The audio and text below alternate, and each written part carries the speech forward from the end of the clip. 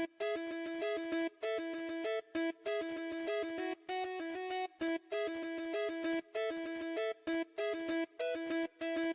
found the coolest place to be, the PlayStation collecting. And come on, won't you stay with me? Welcome to the show. Gather round the boys and girls, collectors from around the world. Let's show the people what they need to know. Welcome to the show. Gonna talk to guests, what we got to spare. Gonna put their knowledge to the test. Gonna laugh and eat, gonna live the dream. Gonna show you things you've never seen. Gonna sing the song to break the dawn. Gonna rock this party all night long. So come on everybody, let me see you dance. Get yourself ready, you got one more chance. You found the coolest place to be, the PlayStation collecting sense. And come on, won't you stay with me? Welcome to the show. Gather round the boys and girls, collectors from around the world. Let's show the people what they need to know. Welcome to the show. Welcome to the show. Welcome to the show. Welcome to the show.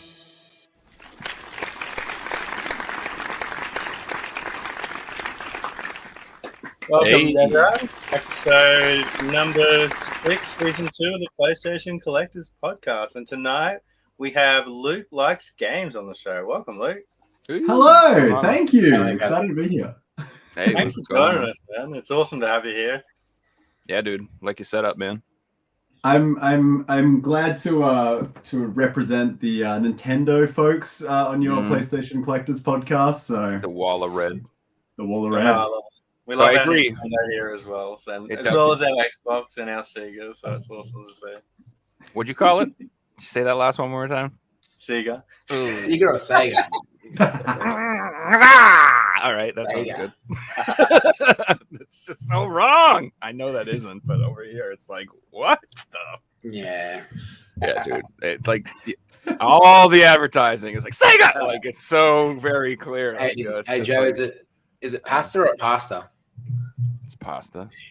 It's pasta. Mm-mm. It's pasta with like an H. Oh man, we can. I mean, I'm from Forget Boston. about it until you watch. I'm from like, Boston, so it's pasta. You gotta say it like that. To be Pasta. honest with you, Model. throw some H's and shit Tomato. in there. Yeah. But yeah. And you guys all have this. I feel weird. I'm the one with the accent over here now. You guys are all like, What what's about going now? on here? Outnumbered. 3 Aussies, yeah, we're taking over. So, like, That's cool. tell us about yourself, man. You're an Aussie. Yes, I am an Aussie. I'm over in Western Australia. I've been collecting since high school. So, God, how long ago was that now? Probably about 14 or 15 years. Wow. So, yeah, a little while. Started out collecting PlayStation 2. It was actually, we used to have Japanese au pairs stay with us in the family. And it was one of the au pairs that gave me a copy of Dragon Quest VIII on PlayStation 2. And that game, that changed my life, basically. So I lost like 100 hours to that. And it was after that, like, I realized, because I'd played a few Pokemon games before, but I hadn't really played, like, I don't know, any other JRPGs outside of that. But yeah, falling in love with Dragon Quest VIII and going, okay, there's probably more games like this out there. That sort of kickstarted how I got into collecting, and now it's just gotten out of hand, as you can see. It's it's ridiculous. It's like 3 rooms in the house are just have got their own giant games walls. So, but That's you know, awesome. physical media forever. Have you got Yeah. a ballpark number on how many games in the collection? Oh, okay. I did a count. God, maybe 4 or 5 years ago, and it was, I think, 3,300 games at the time. I don't think that the number will be too different now. It's more the quality's probably gone up over the quantity, because I've sort of like got rid of stuff to make space for more stuff. But probably 35 to 3,800 if I had to have a guess. Do you use an app or like a spreadsheet to track what you've got and what you don't have, or? Very good question. I have photos in my photo roll on my phone, just because I know where everything is on the shelves. So Yeah. I can be like, oh, well, I'm standing in the store. Do I have that game? I'll just like look exactly where I know where it is on the shelf in my photos. But I haven't updated those photos for a while, so I do actually need to update those at some point. You've got a good storing system and stuff, and now alphabetical order of that when that works, whatever works, right? Yeah, 100%. 100%. People use apps. There's just so many different ways to do it. I've seen people use the notes function on iPhones, and they've got like thousands of different listings on there. So. Google Keep. Yeah. I thought about using the apps because I have been like, I've seen there's a few around, but like, I think by the time I discovered that was an option, it was like already too late. I already had like thousands. I'm like, this is going to take months.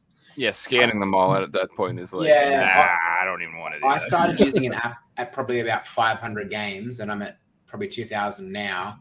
And it's helped a lot with just tracking prices and stuff like that. That's probably the only reason why I use an app is so I can go in every month and just track to see the price differences and things. But 100%. Yeah, 3,000 games, it's daunting to start. I get that. Yeah. I just buy the same game 3 times. That's what I do. Guilty as charged. Like, damn, that's a good deal. And then I'll go put it on the shelf, and I'm like, oh, apparently it was 3 months ago too. I've had to take games back to my game store, and they've been like, "What's your reason for return? Was it scratched?" I'm like, "No, I already had it." They just look at me like, "Oh my god, yeah." But anyway, it was like they accept that as a reason. I've done that plenty of times. Yeah. But they can't turn around and be like, well, okay. So sometimes I just pretend it was like on purpose. Like I accidentally bought that Castlevania, like the one they do when they came out, like from Best Buy, twice. And I'm like, I'll keep a copy because it'll go up in value. That's what I was doing. Yeah, that's what I was thinking. So I just have an extra one, and it will. I mean, I'm not wrong. Someday it has to be a night on it. It will be worth more some days. Figsy, you've got a problem when you go to your local EB store and one of the staff members is in there flipping through the bin of games and trying to find like a disc or like a case for a disc. I think it was like Payday 2, and this was the other day. And I literally like found it for her and then just gave it to her because I knew exactly where it was in the pile because I'd seen it there so many times. Well, that like the discs will have like a different name to it. It'll be like Legends of Heroes. It might be under like the trail section. And you'll be like, you should look under T. Different things like that. Yeah. Just give me the fucking computer. Exactly. Seriously. And then they turn around and try and sell you scratch protection. Hey, I asked someone that they reckon they would honor that if we went and drove with it behind a car for a couple of kilometers and took it back. They reckon they'd honor it, but I don't know. I'm sure they would. The amount of times it would have, like, how many times would they actually have to like give someone a repair on a Blu-ray? How many? I don't think people it are would scratching Blu-rays? Yeah. Back to your collection, Luke. What systems are in your collection, man? What do you like to collect? So for me, as I said, I started on PS2. So mostly sort of that era onwards. I don't really have any of the retro stuff because it's not really what I grew up on. I sort of grew up on the 64 and then the PlayStation 2. I've got a very small PlayStation 1 collection, and I have a small 64 collection. Everything else is PS2, PS3, PS4, PS5, GameCube, Wii. And the Nintendo handhelds as well. Some Game Boy Advance stuff. And then Xbox, I've got, because I don't play the Xbox much, but I have collected most of the worthwhile exclusives on the original Xbox and the Xbox 360 and the Xbox One, I guess, as well. There's not that many, really. So, yeah, mostly the big three for me. Yeah. Nice. Any systems that you've focused on heavily? I know PlayStation Vita, you've really tackled that one pretty hard. Yes, yeah. So I think the first set I finished was the Wii U Oz print set. I say set, just, a copy of each piece of software, basically. So I think there's a few like collector's editions and big boxes that I still don't have, but like I'm fine with that. They're just more stuff. To me, it's like being able to be like, if I want to play a game that came out in Australia on the Wii U, like it's here, it's ready to go. So, and then, the Vita was the next one I tackled. Again, the Oz print Vita set. I don't have all the European ones. I've got some European games and a couple of US games, but as far as the set goes, just the Oz print Vita ones, and I'm also very, very close to finish the Ozprint PlayStation VR physical set as well. Wow, that's cool. Yeah, I'm gonna get that. Yeah, not too far off. I think I've only got like 2 or 3 left. So yeah. Joe's coming in his pants right now, and he heard that you nearly finished the VR set. He's a Joe's massive doing the VR worldwide set, Joe, can we say? Oof. I have the vanilla set for the US done.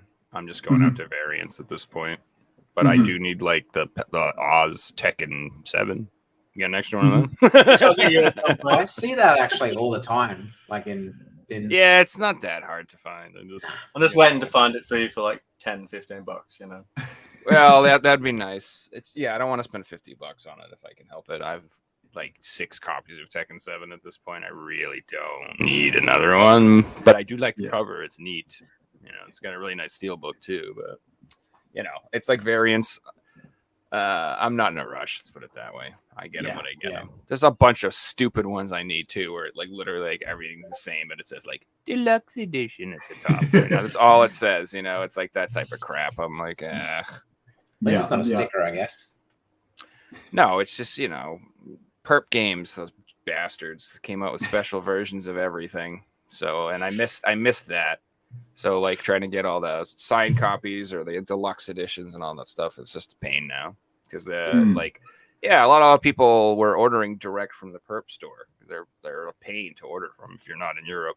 So, just nobody got them over here. So I'll never find them in the wild or anything. It's just no, I'm never, ever going to find Ghost Giant Deluxe Edition in some stack. It's not going to happen. Like, nobody has it. Like, so. Or if you do, it'll have like an appropriate price tag on it, and it'll be in a storefront. It'll be like $150, and it's the same price on eBay. You know, it would be nice. I just had a random thought about like collecting and stuff and how things are different. Like when the PlayStation 1 came out, games and stuff were probably always sold in retail stores because there was no such thing as like an online only retailer. You think games now for the PS4 and 5, there's so many online retailers only for games that, you know, you're probably never going to find a lot of games just inside, you know, GameStop. Tons of games never hit the shelves here Retail, where I'm from. Not at all. Yeah, now especially it's like they don't even have AAA games. You go there, there's nothing. It's terrible. Yeah. Well, especially in Australia, like we don't have limited run games in the shops over here or anything like that. You know, it's games that got released over here or games that were traded in by Aussies. Did you see that EB is trying to do that now, but like they've got a limited, I don't know how long that's been going on for, but there's like a limited release section on their website now, and they're starting to slip more games and stuff in there. I haven't seen that, no. Yeah, is that like it's on the EB website. Editions? Or it's collector's editions, but it's games as well. Yeah, there's games in there. So are they like the grey import ones? Because I know EB Games do import like grey imports from the UK and then sell them as pre-owned, even though they're brand new. Yeah, I the other day that I saw them, there was amiibos in there, but there was definitely games as well. So. Yeah, okay, interesting. I honestly haven't been to an EB store in like 6 months. Fair, right? You're not missing. Well, they banned me, so I'm not allowed to trade. You've told me this story. That's so funny. That's so funny. I'm kind of like half boycotting them, not spending my money there. That's so good. Take note: if you spend too much money at EB, they will ban you. They have limits of what they deem people can spend, and then they assumed I was like a business trying to take advantage of them. I'm like, no, I'm just like one dude with a big collection. Yeah. No, he has to wear a Bob Ross wig and a mustache when he goes in there. It's really awkward. No, I got to go in and use his card. But Figsy, if they're making money still, why should they care? I mean, there must be. It's to go with his mom. Mom, go in there and buy this for me. They won't let me. Well, I think because they weren't making money on what I was doing. Yeah, some of it they must take a loss on for the fact that you might go in there and buy more games when you're in there trading stuff in. Like there must be that like aspect of it as well. Back to the PlayStation Vita set, Luke. A lot of people that are watching might appreciate how insane that is. But like some of the games that have UK equivalents will be like $100 in the UK, where the Australian version is free for $500. Sometimes there's no prices because the game just doesn't pop up for sale. Like some of the Danganronpa games, Danganronpa V3, for example. Like it's almost priceless at this point because it's Yeah. just so few of them that exist. Yeah. There was definitely a few heavy hitters at the end there. Danganronpa V3 was one of them. I think that was like one of the last 6 that I needed. But yeah, you can still find that one for like, well, actually, I don't know what the prices are currently because I've stopped looking at what they're worth. But when I did pick up my copy, like I think I paid $300 for it. And yeah, I had like a UK or like a European copy sitting on the shelf already. It's literally just a piece of paper that I needed swapped out, really, because the game's the same, right? It's a European cartridge from memory. So yeah, I felt like for a long time I was like, I'm not going to spend the $300 on like a piece of paper. But I think like when I sort of, I think when I whittled it down, I was like, it's like almost, I was like 4 or 5 games away. I was like, you know what, I might as well do it, get the job done, do it properly. And now I can, now I can sit here and say, like, sure, it cost me an extra $300 to get that game, but it's done. It's a little cheap. And I'm sure if there was ever a time in your life where you needed money, you could sell that in 24 hours for more than what you paid for it. Yeah, it's not like it's a bad investment or anything. 100%. 100%. Yeah. I feel like a lot of games, the Australian version is always just absurdly more. Like, I don't know what it is. Like, doesn't like any game. I feel like when I'm looking for stuff like the.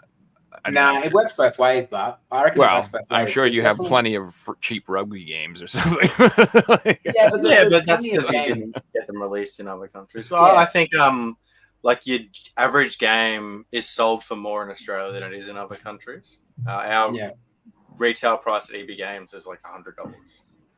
And there's some games that JB Hi-Fi won't get. So when they're the only person selling it, and it's $100, and there's one copy in each store, and it's sold for that price, when these people go to sell it in the online market, and they're the only ones with copies, they can make up their own price. There's a collector out there who wants to finish a set, and they've been waiting. I've spent $180 on Odin Spear. Like, that's ridiculous. But it's because it was the only one that popped up in 12 months.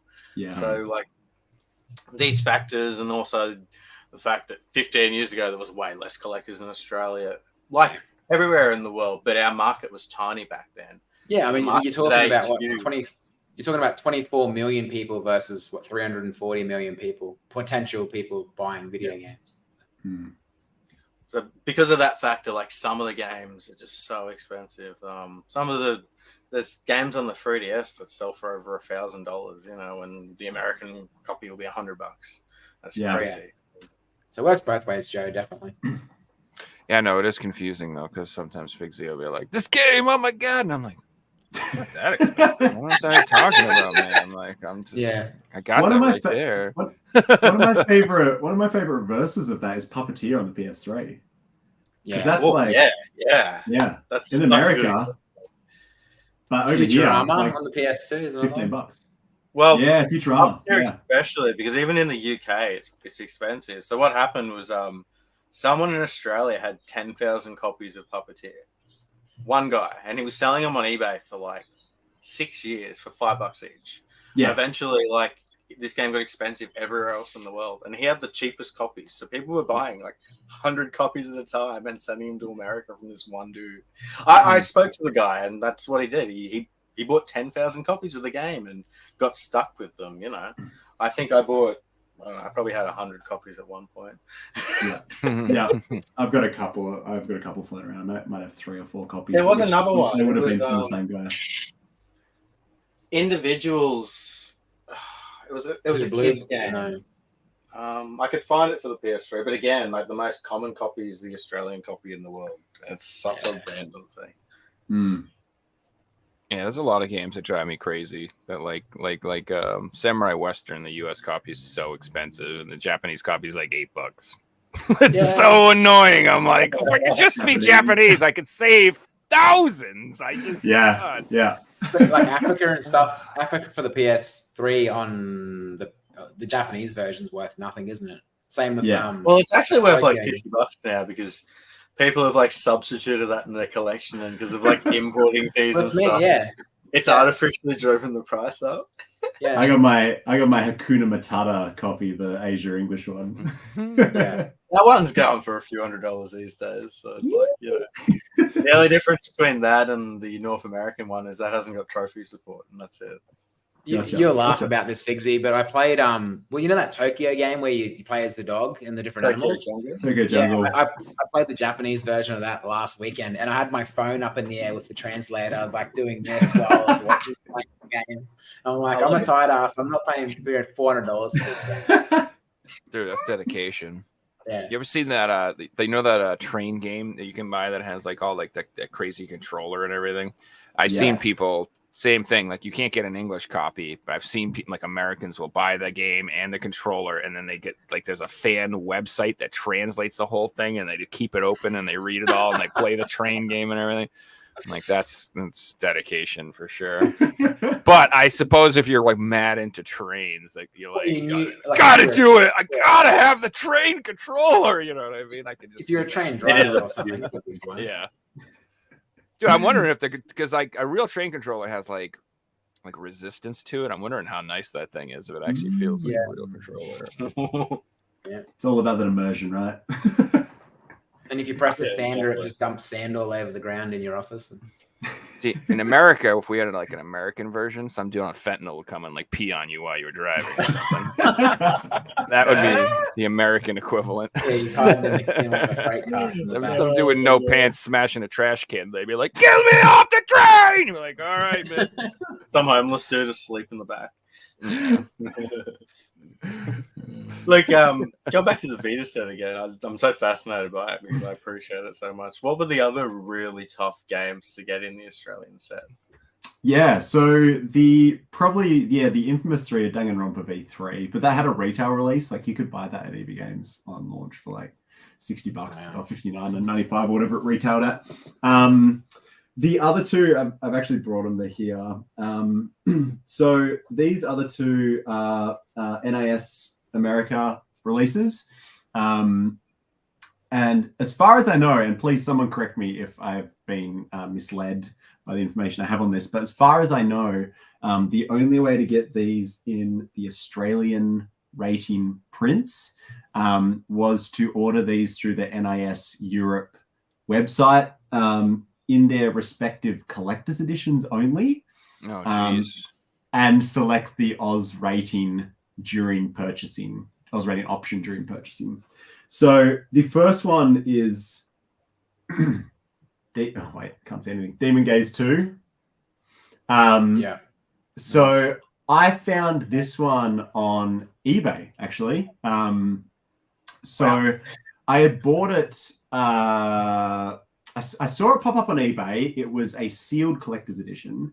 The seller did not confirm or didn't mention in the listing whether it was like an Australian copy or not. And there was no way to tell from the outside of the box.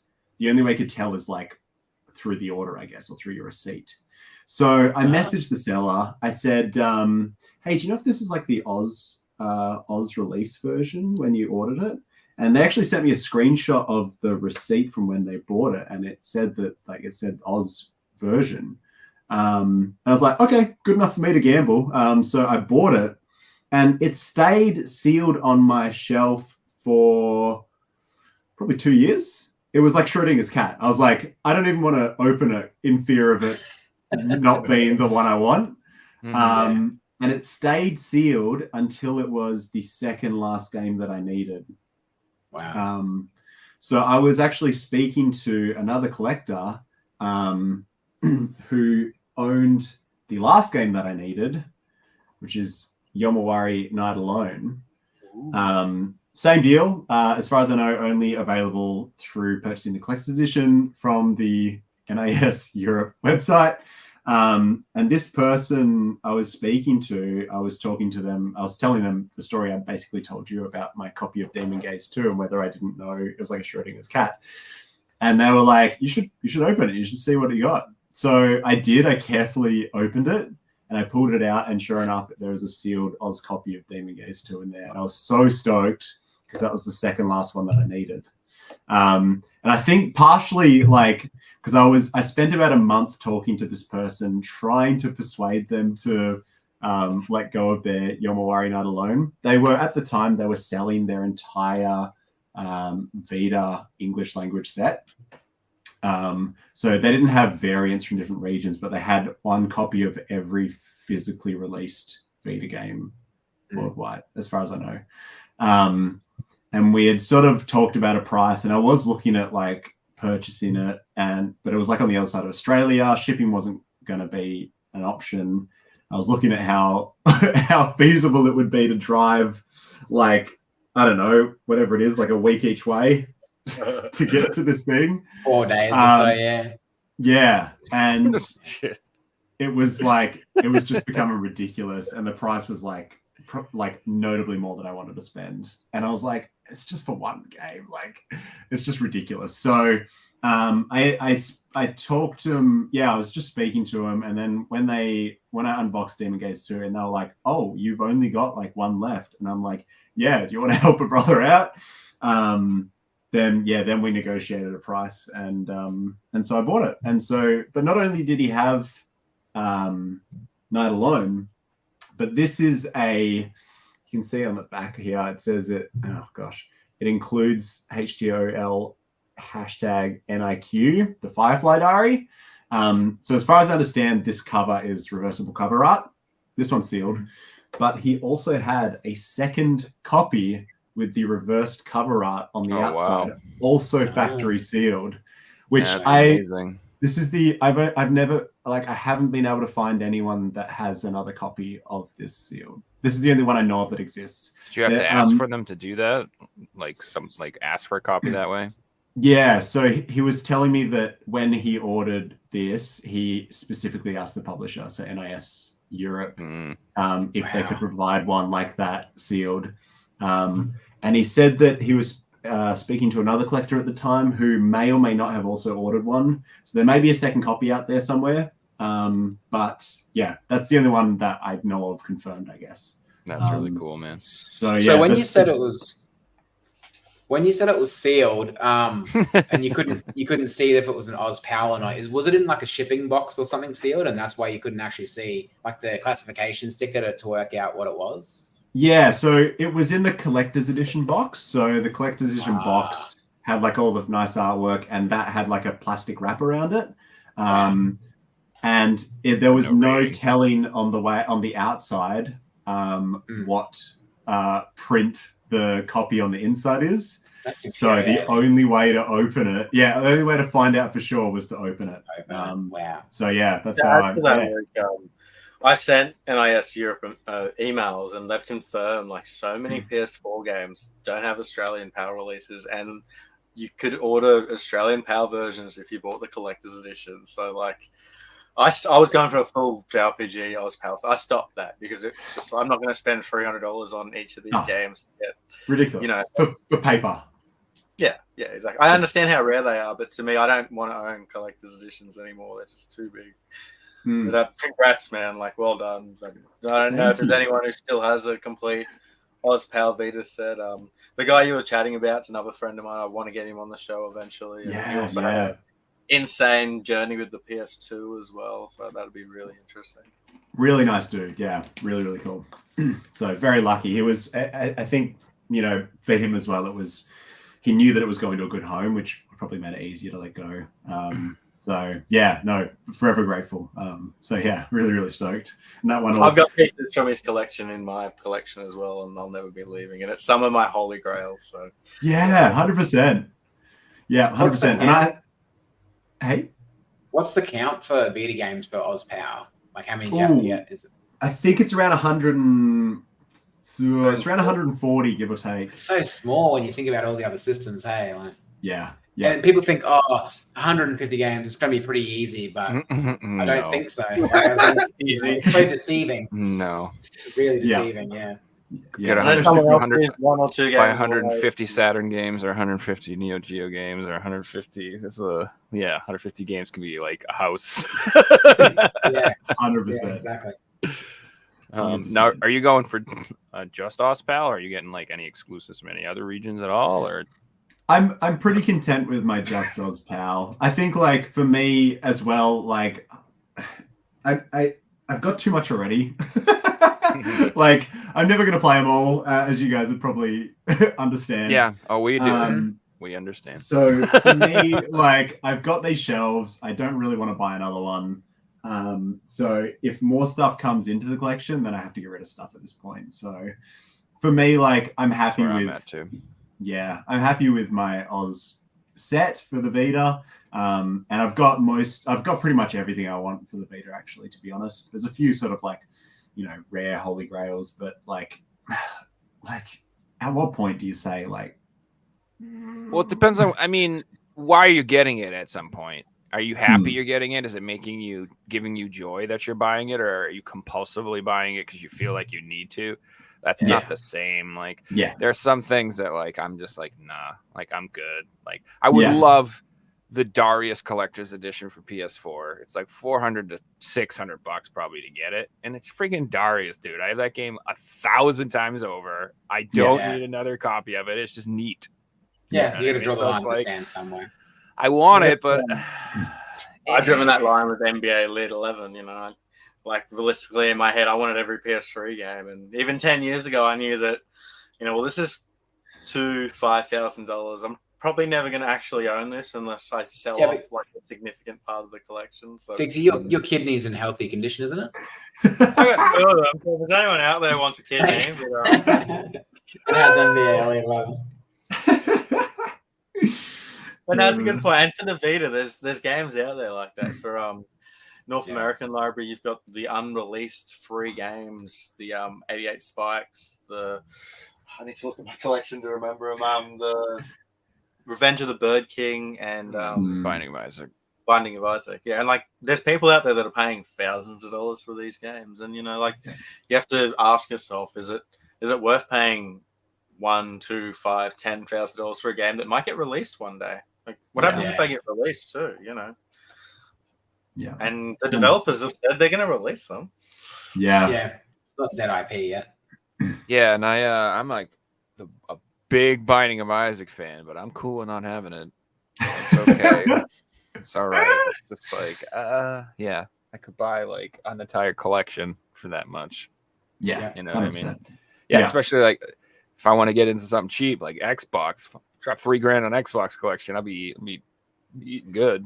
A lot of nice games, so I don't know. It's tough.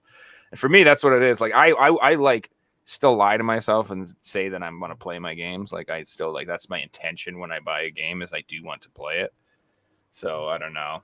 It's tough for me to spend $3,000 on something when I can just play it some other way. Or when you already own it. Well, that too. Windy Corner TV asked, "Are you excited for the Gran Turismo movie?" He hopes it's good. I can answer this because I've seen it. Ooh. Oh. Good. I went to the local premiere for it earlier this week, and I loved it. I thought it was fantastic. It's definitely it's not perfect, obviously, and a good chunk of it, especially in like the first half, feels like a PlayStation ad for worse, not for better. But the racing, the way it's shot, the way it's edited, the sound design is immaculate, and there's a lot of racing in the movie as well. They don't sort of faff about with, long stretches of drama or anything. It's like, it's a lot of racing. And then by the end, like you really invested. We were just sitting next to two 80s who I don't think played games from the impression I got. But by the end, they were fist pumping. They clapped at like the peak of the film. Like they were really into it. And as were we. I was so excited. So I think it'll take a lot of people by surprise. It's definitely not perfect, but it is a genuinely good time, and it's a really good true story as well. So is it much like the Need for Speed movie, or not really at all? I haven't seen the Need for Speed movie, but I would think no. So the Gran Turismo one is based on the true story of this guy in the UK that got enlisted through the GT Academy program. Yeah. They basically took like a bunch of the best Gran Turismo players and then taught them how to drive real race cars. That's right, yeah. And so it sort of follows this guy's journey transitioning from being a gamer in his bedroom on his little, sim wheel to being like one of the world's best real life drivers. So it's about sort of the true story that that came from the Gran Turismo franchise, not so much, a fictional story set in the game world. Would you say it's more or less realistic than Fast and Furious 10? Oh, what a terrible film! I freaking that was another premiere I went to, and I wish I didn't. About none of those movies are about cars anymore. It's just about pew pew pew. It's just. Do they go to the moon and anything in this movie? No racing underwater in a base or anything? Crazy shit. Yeah, look, not worth your time. But Gran Turismo definitely worth your time. Did anybody watch the Twisted Metal show yet? Am I still the only one here? Come on, guys. It's good. I watched the first episode. You mean it doesn't come out in Australia yet? You guys are going to be like, it's just on TV. It's on, what is it, Peacock. You guys don't have that in Australia? We got it on Stan. We got it on Stan. Yeah, Stan. Yeah. I have no idea. Either way, it's actually really good. I highly recommend it. I'll try to find it on my legal streaming site that I use. Yeah, there you go. I'm half expecting this Gran Turismo movie to get released on UHD 4K Blu-ray, and then Sony forces you to be online to watch it like that. I'm releasing it on UMD actually. You have to get a PSP. It's got good would it be if they gave a little playable demo on the disc though, for the movie release. That'd be great. That would be awesome. Yeah. Please, Sony. One track, a few cars to use. They could do that. Definitely. Absolutely. Oh, is it? No, wait. No, it's on Stan. They're lying. See, there's so many of them these days that, back in the day, it's you used to pirate things, and then Netflix came out, and you were like, I won't pirate things anymore because everything's on Netflix. And then now it's I don't want to spend $500 every single month on every streaming service. Yeah, back to piracy again. I would rather pirate something. There's so many those streaming shows that have one show I want to watch. Yeah, and I'm just sorry, that's not cutting it. I'm not paying you for all this other garbage. I like to watch sport. If I generally paid for the sport I watch, it'd be $100+ a month. Where you can get $10 a month. So what are you going to pay? Yeah.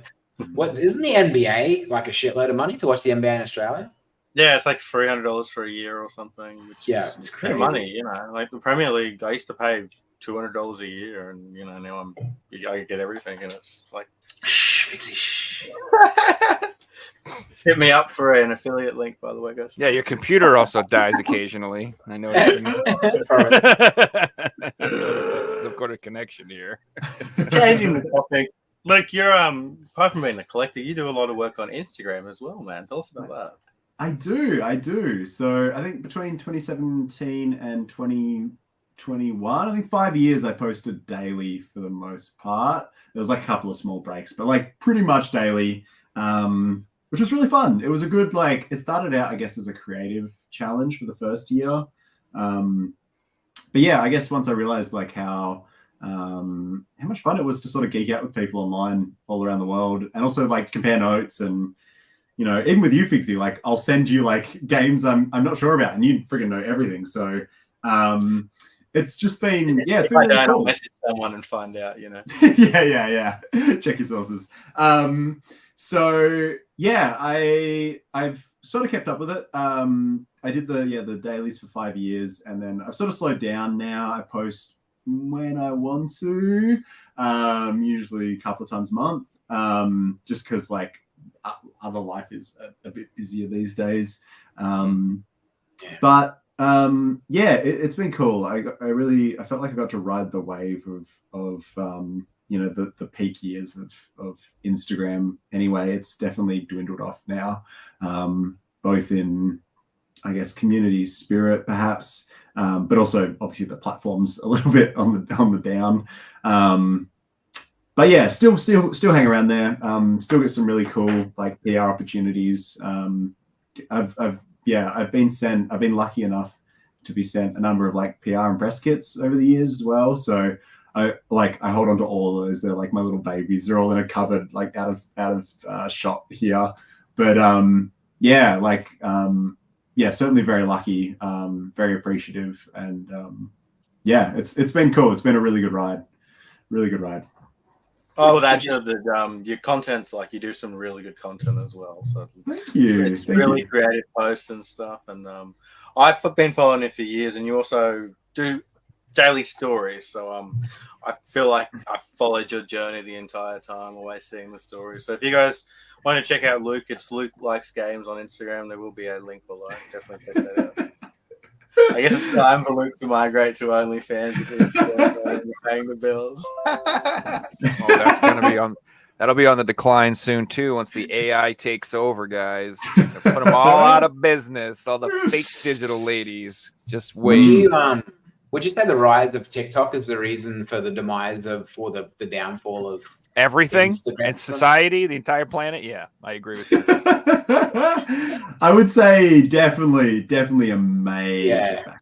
Yeah. Seems to like people have gone away from looking at post type things of pictures to more video feeds. You know, even like with shorts and stuff on YouTube and even Facebook shorts and stuff like that. I think within 10 years, we won't even have to use words. It'll just be video and grunting. Just that'll be all people can handle. And it'll just translate like thoughts to your brain and be like, yeah, it'll just be loud noises and like dog bark noise. It'll just be like a soundboard. Thanks, like, there's people, like I'm telling you, we're all doomed. and like TikTok went like full circle as well, because like now you can like post like photo slideshows on there, which is pretty much like really? But with like trending music on top. It's like, okay, right. People stream on there too, but like when people try and stream on there, all they do is set their camera phone up, and you got this shitty picture of their TV while they're like playing like Mud Runner or something like that. And it's like I've never actually seen anyone properly streaming. Why Mud Runner? Why so specifically? Why? I'm looking at it right now. That must be what Andy watches, because it's always promoting content for yourself. So that's what I get. Well, that's what it is. It's just people playing Mud Runner. My TikTok's like full of people popping pimples and stuff because I watched one video. Oh man! What the hell? I don't watch TikTok anymore. That does happen. I deleted mine. Yeah, Facebook, same thing. If you like stare at something for like 30 seconds on Facebook, forget it. Now you're gonna see that for the next like 1,000 things. It's just like, oh god, what the hell did I say? My recent one on Instagram, like, because obviously Instagram's got Instagram Reels now, which I've sort of avoided using for a long time, but every now and then now I'll sneak on and just flick through for a minute or two, and it's figured out that I enjoy watching videos of kids getting hurt. Oh, no. And so all I get is like these like 6-year-olds, 5-year-olds just getting cleaned up in all sorts of ways. It's very funny. If you want to learn someone's personality, just watch their videos that they get for like 20 minutes. So that's what you're into. Oh, yeah. My girlfriend's getting like, like cute dogs and like, cute animals, and I'm just like 4-year-olds getting smacked in the head with a baseball bat. Woo!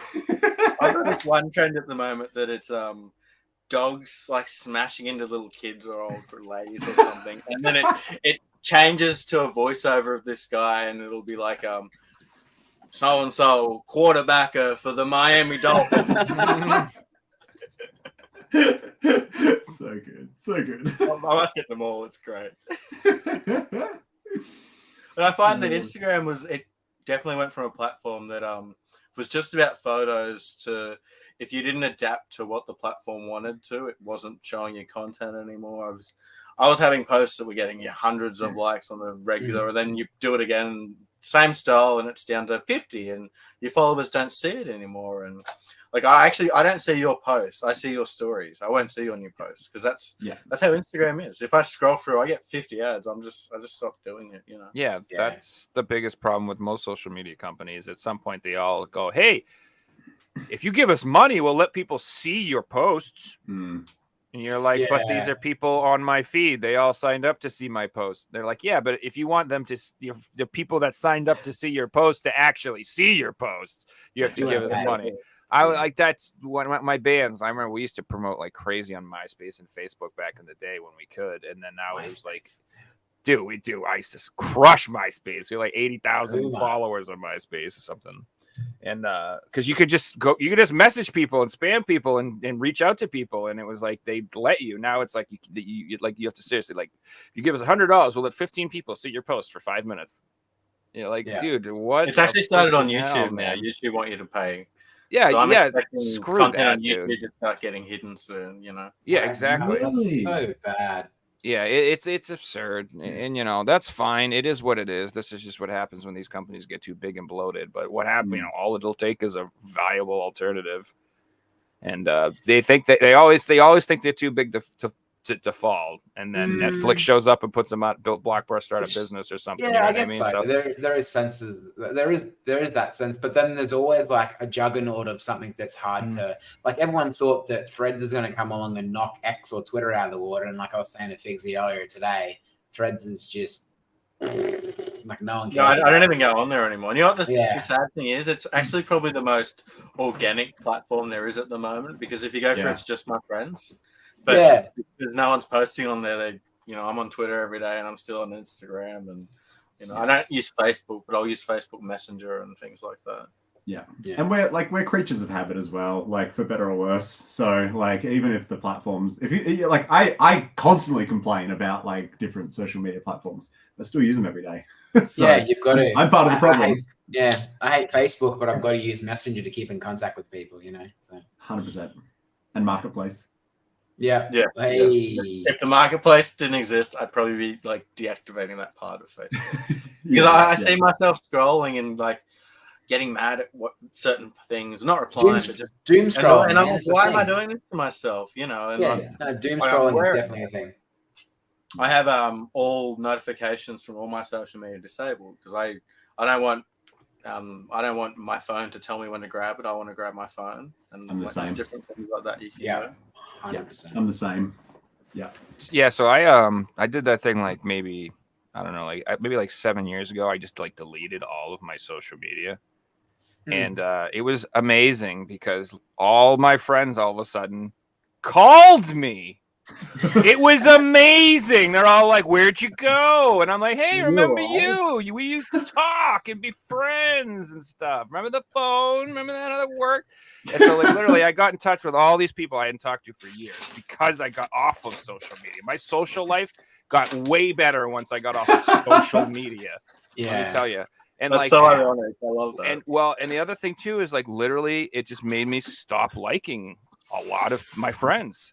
Because I'm like, now I know too much about you, and I know all the stupid crap you think that I didn't need to know, and now I just don't like you, and I didn't need to know that. Before, I would just see you at a party, and I'd be like, "It's you, I like you," and then we'd talk, and we'd have fun, and we'd go home, and I didn't have to hear all your stupid ass opinions about every stupid topic in the world.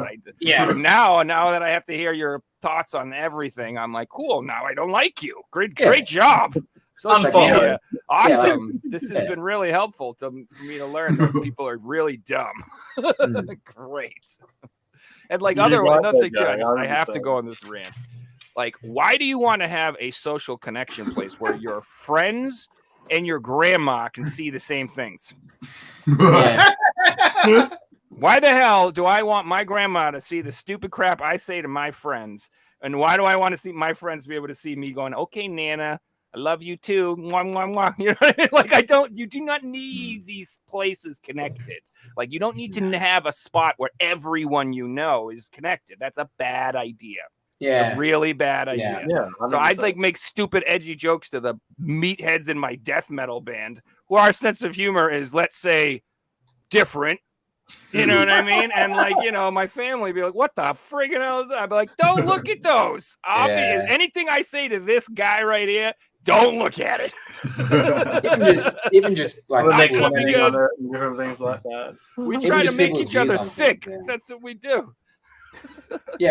No, it definitely changes the aspect of your friend circle when everyone posts their opinion about things and stuff, and you might not now agree with their opinion. So it's just like when you see them in real life, you're like, "Oh, that person plays FIFA." Like, I don't care if I agree with people's opinions.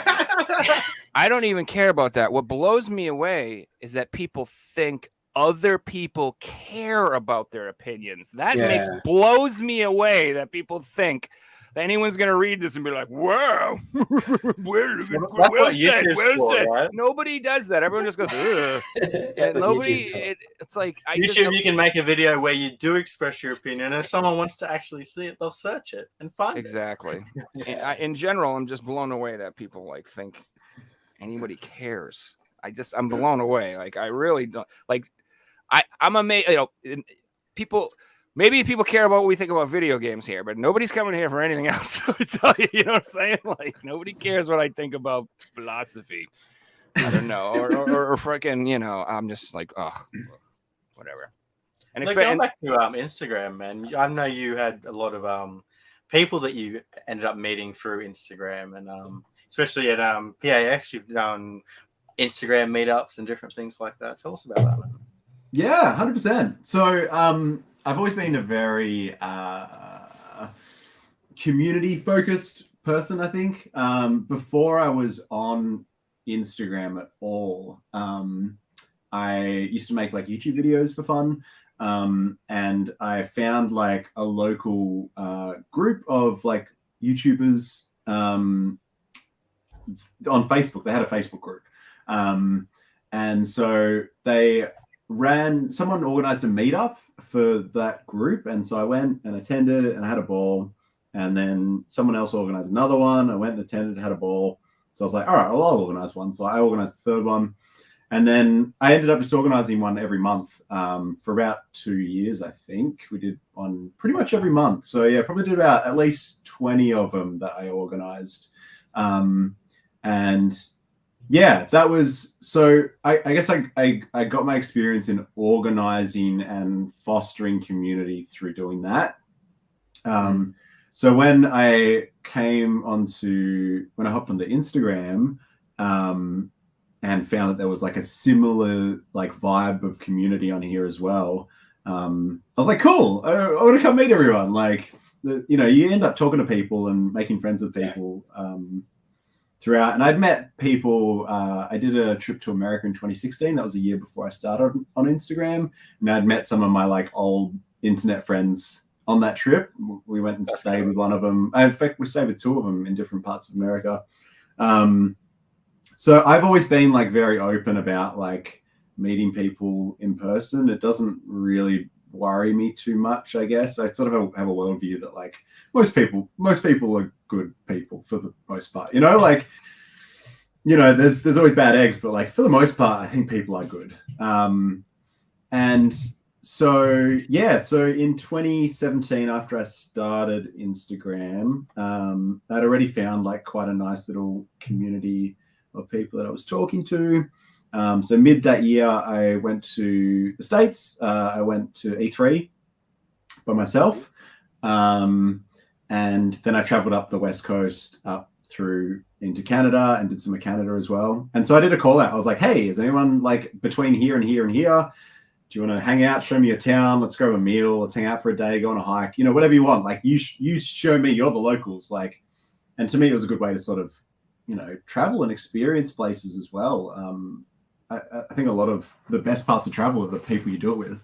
So, it was a fantastic trip. I met about, I think, a dozen people across the trip in different parts of America and Canada. Some would just like go out and have a dinner. Some like one I spent the whole day in Seattle with, exploring the city, going game hunting. Up in Calgary in Canada, the Calgary Rodeo was on, which is like the biggest event of the year, and so they took me to that for the day. Absolute hoot. Right. So yeah, had a really, really good time. And so yeah, bringing that like in 2018 and 2019, I organized community meetups at PAX in Melbourne.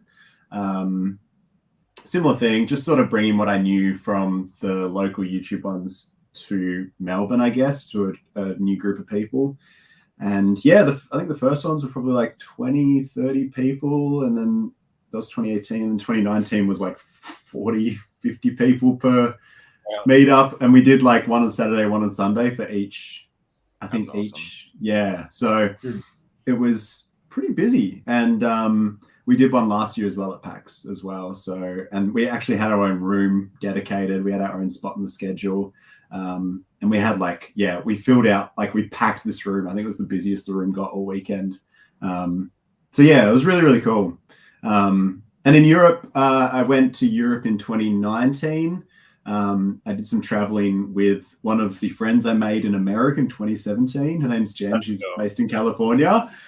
So we had spent a day in California. It was the 4th of July I met her, actually, 2017. And so she showed me a local 4th of July parade and fair, and it was just so much fun. We had a ball, got on a house on fire. So yeah, when I heard she was traveling to Europe by herself, I was like, can I come please? So we traveled Europe for 3 weeks together. And in those 3 weeks, we organized a meetup with help from locals. We sort of enlisted people we knew that could all make phone calls and organize venues and things. So we did one in a gaming themed pub in London.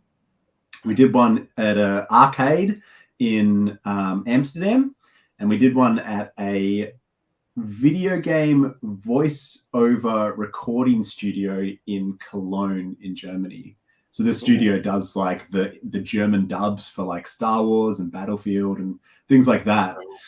Yeah, so really, really cool, really, really diverse, series of events, and just every one of those 3 events, they're probably the highlights of my time on Instagram, to be honest. Everyone just came out so full of love and smiles, and a lot of people, because I sort of knew everyone that came. I was sort of the connecting point, but a lot of people didn't know each other, and so they'd rock up, they'd meet each other, they'd chat to each other. It was great in the German one. In fact, the German and the Amsterdam one, because they obviously speak different languages there as well. So I was the odd one out. Everyone was chatting to each other in the local languages, and I'm like, "Hello!" They all know you. So look, hello, thank you. Hello. Yeah, they're trying to in the German one, they're trying to get me to say things in German. That was at the voice recording studio, and so they set up one of the voice booths, and people could take turns reading these lines. And they sent me in with a script that was in fully German.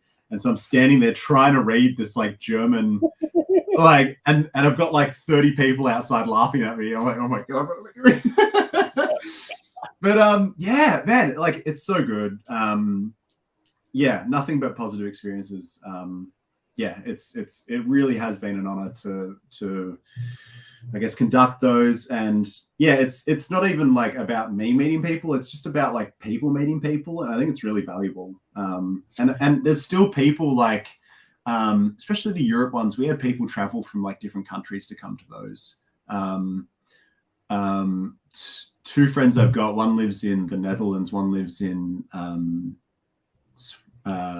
Norway, and the friend from Norway, flew in and stayed with the friend from the Netherlands, and they spent a week together, and they're still best friends. But that was, I think, the first time they'd met in person was to come to the Amsterdam meetup. So to sort of see, even now, what are we, 4 years later, to see people that met each other at those events still be in touch, still hang out, some still catch up in person. That's really what you do it for. That's, to me, that's so valuable. And it's been, really fantastic. I'm very proud of what everyone has achieved through those. So, yeah. Awesome stuff. Are these meetups, are they predominantly just for people that are content creators that are focusing on game content, or is it just content creators in general? And then when you're at these meetings, is it just about people talking about how they grow their social media and stuff like that, or is it just a social thing about talking about games and stuff? Is what I'm sort of... Yeah, good question. So the first part of your question was whether it's for everyone or just content creators for games.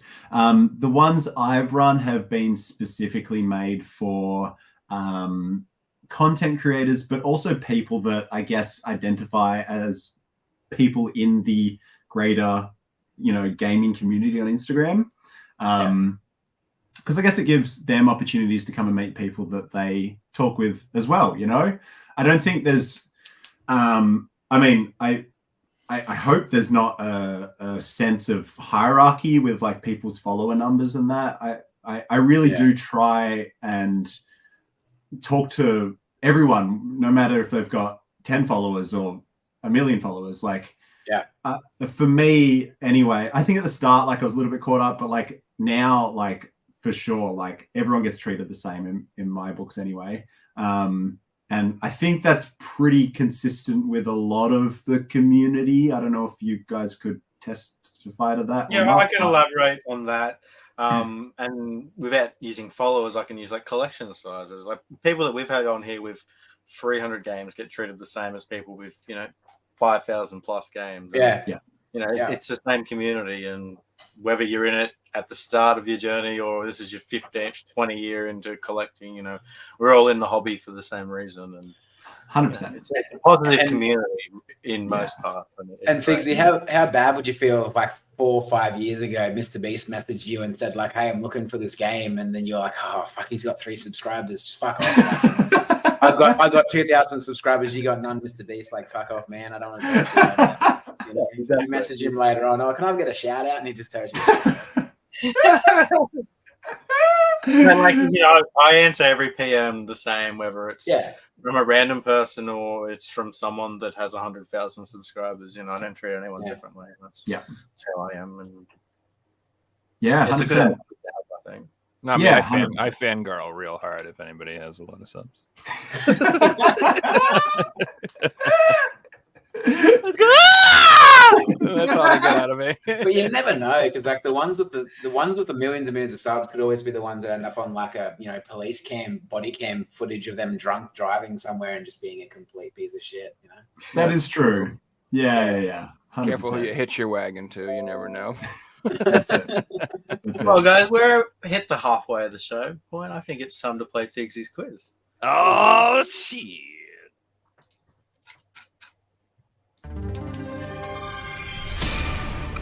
So tonight it's going to be Joe versus Luke. Luke, as you're our guest, would you like to go first or second in tonight's quiz? Oh, we're playing again. Sting's playing again. I'll go first. I'm feeling confident. All right, sweet. All right, guys, how the quiz is going to work. Each question is worth 1 point. Luke, as you're going first, if you get the question wrong, Joe will have the chance to steal for 1 point. And then question 2 will be vice versa. So tonight's quiz was done by Pavel and Sylvan. They've combined to do tonight's quiz. We've got some fun questions. And then at the end, we do have a question for chat. So you guys in chat, be ready for that as well. All right, let's start off with question number 1. You got the questions tonight, Andy? Yes. Yep. On the spot? Yep. Okay. Losing with confidence. The question number 1. What Disney movie didn't get a game? Is it Notre Dame, Robin Hood, Milan, or 102 Dalmatians? Luke? I'm going to say Notre Dame. Incorrect. Joe? I'm going to say Robin Hood because it's mad old. Correct answer was Robin Hood. Okay, sweet. Just because that one came out like it was a Robin Hood game, but it wasn't a Disney Game Boy. Well, all right. Question number 2. Joe, this one's for you. all right. Oi! What Right up my console alley. advertisement poster was this for? Was it the Game Boy Pocket, What the freaking hell? the Game Boy Micro, the Game Boy Advance, or the Game Boy Color? Because we all know it's a kid's system, Yeah. If it's referring So to for the those- vagina, it's pocket. If it's about my penis, it's micro. So I don't know which one it's going for. Can I just elaborate for the podcast listeners? Because I listened to a podcast episode and you guys talked about something visual and I had no idea what was going on. For the podcast listeners, we are looking right now at an image of a woman in some sort of lacy undergarment, perhaps Sexy. tied, Hey. Ow, tied to a bed frame with a bare mattress. She's on a bare mattress with her hands tied to a bed frame. Now that that's out the way, So clearly, that's Game Boy Advance. Final answer. Was it Game Boy Advance? Okay, well, I was going to guess that, so you've saved me there. Can I guess Game Boy Pocket? It was Game Boy Pocket. Yes. The The new new Seriously Game Boy Pocket. Seriously distracting. distracted. Targeted For the towards podcast. kids. For the podcast listeners at home, the rest of the poster has a set of hands playing a Game Boy Pocket, implying that the person who has tied this woman to the bed is too busy playing the Game Boy to make love. You'll want to play Game Boy so bad, you won't even have time for your kidnapping victim. It does look. I feel like it this doesn't was look an like ad it looks- done back in the day for like a. Well, she has a distressed look on her face. Yeah, she's not giving me like a sexy time look. She's like a please call the authorities type of look. I don't know. Nintendo really mellowed out over the years. haven't they? All right, guys. At the end of Things round were one, wild in the Luke's 90s. got himself 1 point, and Joe has also got himself 1 point. Still anyone's game. Let's do it. Moving on to question number 3. Luke, this one's for you.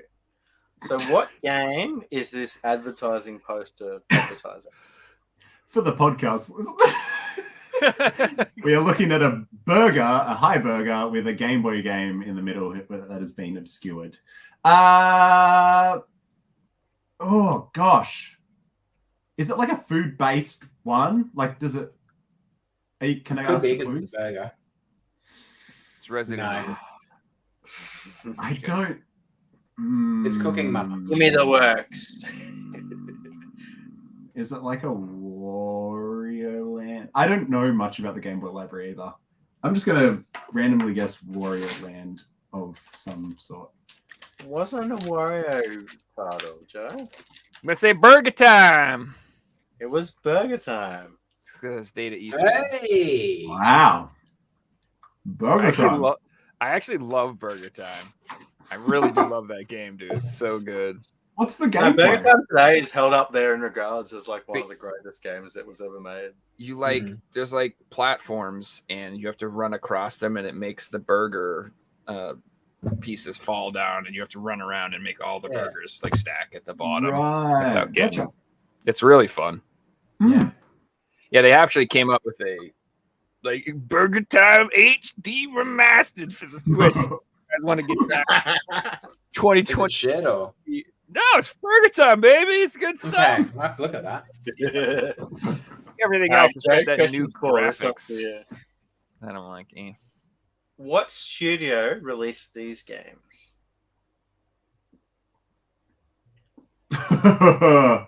Gross, dude. For the podcast listeners, we're looking at terrible Looking at Nightmare Fuel. PlayStation 2 God. games, Cinderella, Snow White and the Clever Boys, Yeah. Oh, and God, Hansel what and the hell's Gretel, in but they look like they're made on like Amazing art. early PS1. Electric toothbrush, basically. Yeah. I mean, I don't know the answer to this. What the hell's the name? What's the crappiest company I can think of? I have no idea. What's the dude. company in like back in the day that used to make the shittiest games you could possibly imagine on the PS1, PS2? Like, Yeah, I you know. I can't think of Yeah. their name though. Yeah. Yeah. God, I know who you're talking about, but You know, I just- Well, Yeah. open it up to Luke as And- well. This Yeah, isn't. and I This mean, isn't like- the company that did like the licensed ones, was it? The same. In the like first Beverly Hills Cop and mm, Babe and. So, question 1, we had Robin Hood. So they actually did a Robin Hood game as well. Oh, I don't remember their name. I don't know. It was like GS2 Games or something. That's my answer. I don't It know. wasn't GS2 games. Do you know? I this don't one? have a valid Ubisoft. There you go. That is These are both definitely, going to know it when we pull Wait, the wait, answer. it's definitely up. in the news. okay, because they both didn't get it. Can I give you a hint? One of them Yeah. is a reseller that everyone hates. A retailer. Oh, like an Australian one? Reseller. No, Oh, someone- reseller. a reseller that Oh, is everyone it Phoenix Games? Yeah, I know. I knew this. I just couldn't think of the name of the fucking company. I'm sorry. I don't mean to swear, but like, I knew. I'm like, that's the trash company that I can't remember the name of. That every time you see their thing on the game, you Yeah. go, "Oh no." but we still collect the games. So. Funnily enough, Sylvan actually sent me the LinkedIn of one of the old employees of Phoenix Games who I'm going to reach out to and try and get on the podcast at some point. So that should be cool. That's awesome, man. That's awesome. All right, moving on to before we do that, just score update of round 2. And Joe has taken the lead of 2 points, and Luke is right behind on 1. So still anyone's game. Woo. So question 5. Luke, this one's for you. Mhm. How was it possible to get these LCD games? McDonald's Happy Meals. The correct answer was with McDonald's Happy Meals. Yeah, they look like shitty McDonald's toys. Luke takes another point. That brings the scores tied. Joe, question number 6. So I'm going to show you a video advertisement of a game. You have to tell me which game it's for. All right.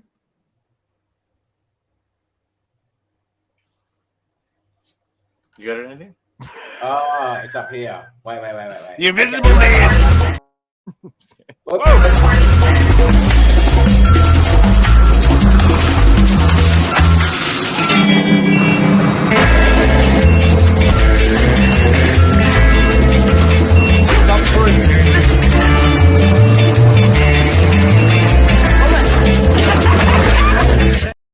I know. My ear. I know. No pressure or anything, Joe. What? I don't fucking know what this is. You kidding me? Serious? Think of what's happening in the video, and then think of Mario Kart. No. Wasn't Mario? Oh. I need an elaboration on that. Yeah. Mario Kart what? Double Dash. It was Mario Kart Double Dash. Tag Team, or else. Mario Kart Double Dash. Drive, throw stuff, switch. Only for Nintendo GameCube. That's the first time I've seen that, but man, what a beautiful ad. It was I'm like, great. it's some sort of racing and they're throwing crap at each other. So. And then swapping drivers. And it's the old Okay. people too. So good. All right, guys, at the end of round 3, Joe's pulled ahead. He's got 3 points, and Luke's right behind on 2. We move into the final round. So the final round are going to be picture questions. I'm going to show you guys a couple of pictures, and you have to tell me what video games are being made from these photos.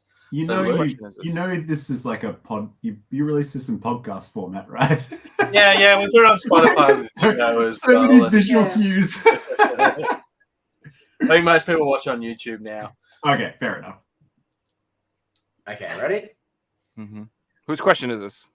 This one is for Luke. Oh, you puppy. The title of a video game. Angry Staffy. This one's for Luke, Andy. Oh, my bad. You're not even in this. So I guess I'll talk it out for the podcast listeners. There's an angry man. There is a dog laying down, which looks like your dog, Fixie? A beautiful doggy. There is a Apple Mac computer, and there is a tree, a green tree with T=C written above it in text. So, The context of the dog doesn't matter, by the way. okay, it's just dog.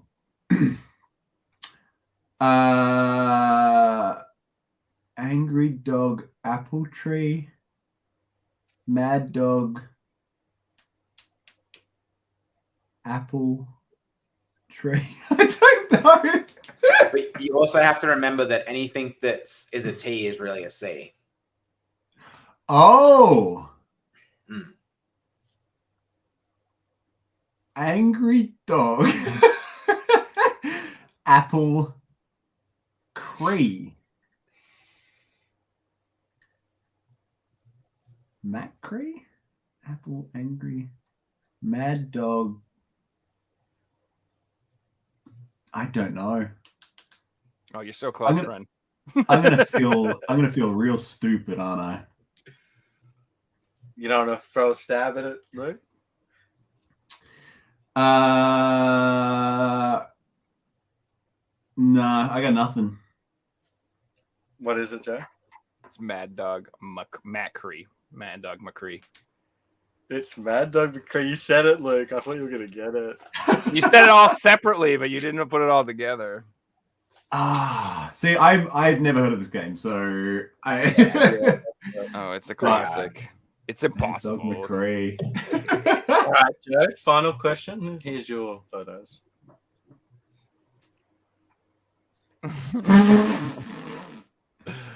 It's Metal Slug. Back was Metal Slug. Congratulations, awesome. Joe Very wins this good. week with these quiz. Very good. Bravo. Don't mind the half-naked Asian man coming to Maryland. There was a fair bit of disparity there, like between those two questions, but like Luke's question was way harder than. Yeah, 100%. However, Luke got to pick which order we do the quiz. They're all done randomly. So That is true. now, guys, I know how much chat loves these, so we make them a little bit harder for chat. So it's open up to you guys as well if you don't know the answer. We have one more, and this is open up to everyone. Oh my god. Is that the Bee Gees? No, that's not the Bee Gees. That's the That's Beatles, the- isn't it? No, that's the Who. Ah, Come the on. Who. The Who shot lawsuit. No, the Who shot shit on my bed. Wait, no, the law.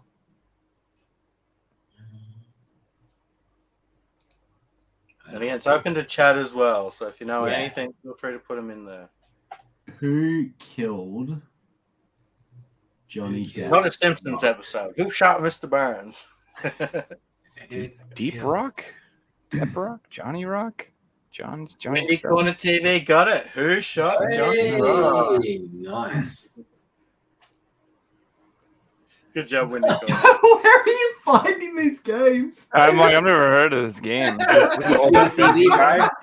Sega CD. it an FF game? It's gotta be. You're up. Now I want to know the And there's a 3DO version of this game too. Oh, wow. Quality stuff.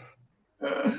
Thanks again for Val and Sylvan. That was a fun quiz. That was good, guys. Yeah, man. Thanks. Very, Thanks, very fun. good. Thank you. I think we'll move on to our next segment, and we've got some show and tell. Woo! Yep. Are we pulling up the? Yeah. Yep. I've Anyone wants to make an artwork for that for show and tell? Feel free to send it to us, or we'll continue using that. Who wants to start? I reckon we'll let Luke start. He's the guest. Now, what do you got for us today, Luke? Okay. So I brought in a couple of my favorite PS2 titles. I heard you guys were talking about God Hand, like a sealed copy of God Hand the other day. I also have a sealed copy of God Hand, and I was Very cool. But it's Australian. Oh, copy, yeah. So that stays firmly in its case protector. But I also wanted to bring along a personal favorite game, a European exclusive, which is Michigan Report from Hell. Nice, dude. very nice. Oh, that's cool. It's a This banger is- right there. Yeah, so I picked this Wow. up.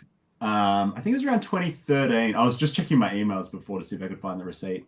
I bought a few bundles around that time. One had a US copy of Rule of Rose, which I just checked my receipt. I paid $50 for 6 games, incling US Rule of Rose, which is ridiculous. Crazy. The as you good guys old are thinking about. days. Yeah. It'll this be a one- 2000 game, you know. This one was from another bundle I found on eBay, and it's actually when THQ Australia closed down because it has a property of THQ Studio Yeah. Australia That's cool. sticker. I was going to add So- to that it did actually get a release in Australia, so it's more common to find Michigan Report from Hell in Australia than it is in like anywhere in Europe or America. Is that which is crazy. right? There you go. So yeah, it's kind of doubles as like both a fantastic game. I've played it through twice. I think it's one of the funniest like games I've ever played. But also a nice little piece of Australian game development history as well. Yeah. And the other thing I brought was a couple of, we were talking about Facebook Marketplace earlier. So a few months ago, I found this massive bundle on Marketplace. It was a PS3 bundle. So it had a bunch of games. It had about, I think it was about 30 or 40 games, but like half of them were sealed. So I grabbed the whole lot. So I've got a couple of like, sorry, I just read this comment. I got lucky and found a copy of Michigan at EB for $5. It was an Aussie release, but it's just a European copy with a sticker on it. That's Yeah, I had the one with incredible. the sticker on it. I'm surprised your copy hasn't got the sticker too, Luke. So Yeah, I haven't no. seen one with that sticker on the back without the sticker on the front before. Yeah. There you go. So yeah, got a bunch of like sealed PS3 games: Call of Duty, Grand Theft Auto, Gran Turismo. We're talking about the movie. More impressively, God of War Ascension, Ooh. and Yeah. Steelbook with the Last of Us sticker. That and, first God of War, agree. Call of Duty you held up was the Black Spine variant as well. Yeah. Yeah. This is why we're friends. This is why we're friends. Oh, cool. Yeah, there you go. Yeah. Cool. Yeah, interesting. But there was a title in here which I actually had to message Figsy as like the god of PlayStation 3 collecting because I had never seen this title before. Maybe you could explain what this is, Figsy, because I'm still not across it. So is your copy sealed? Because I've got an open one. I can sort of explain what it was. This is brand new and sealed, yeah. Okay, so this is Guardians of Middle-earth, which is a Lord of the Rings title. It was an online-only MMO brought out in like 2013 or 2014 for the PS3 when like Sony were trying to push the PS4. Anyway, it didn't sell very well. They closed the servers within 12 months. And that was about the last we heard of it. JB Hi-Fi sold copies. And then a few years later, my buddy went into the store to try and buy one. And he was chatting to the employee and said, hey, do you know the servers are actually closed in this game?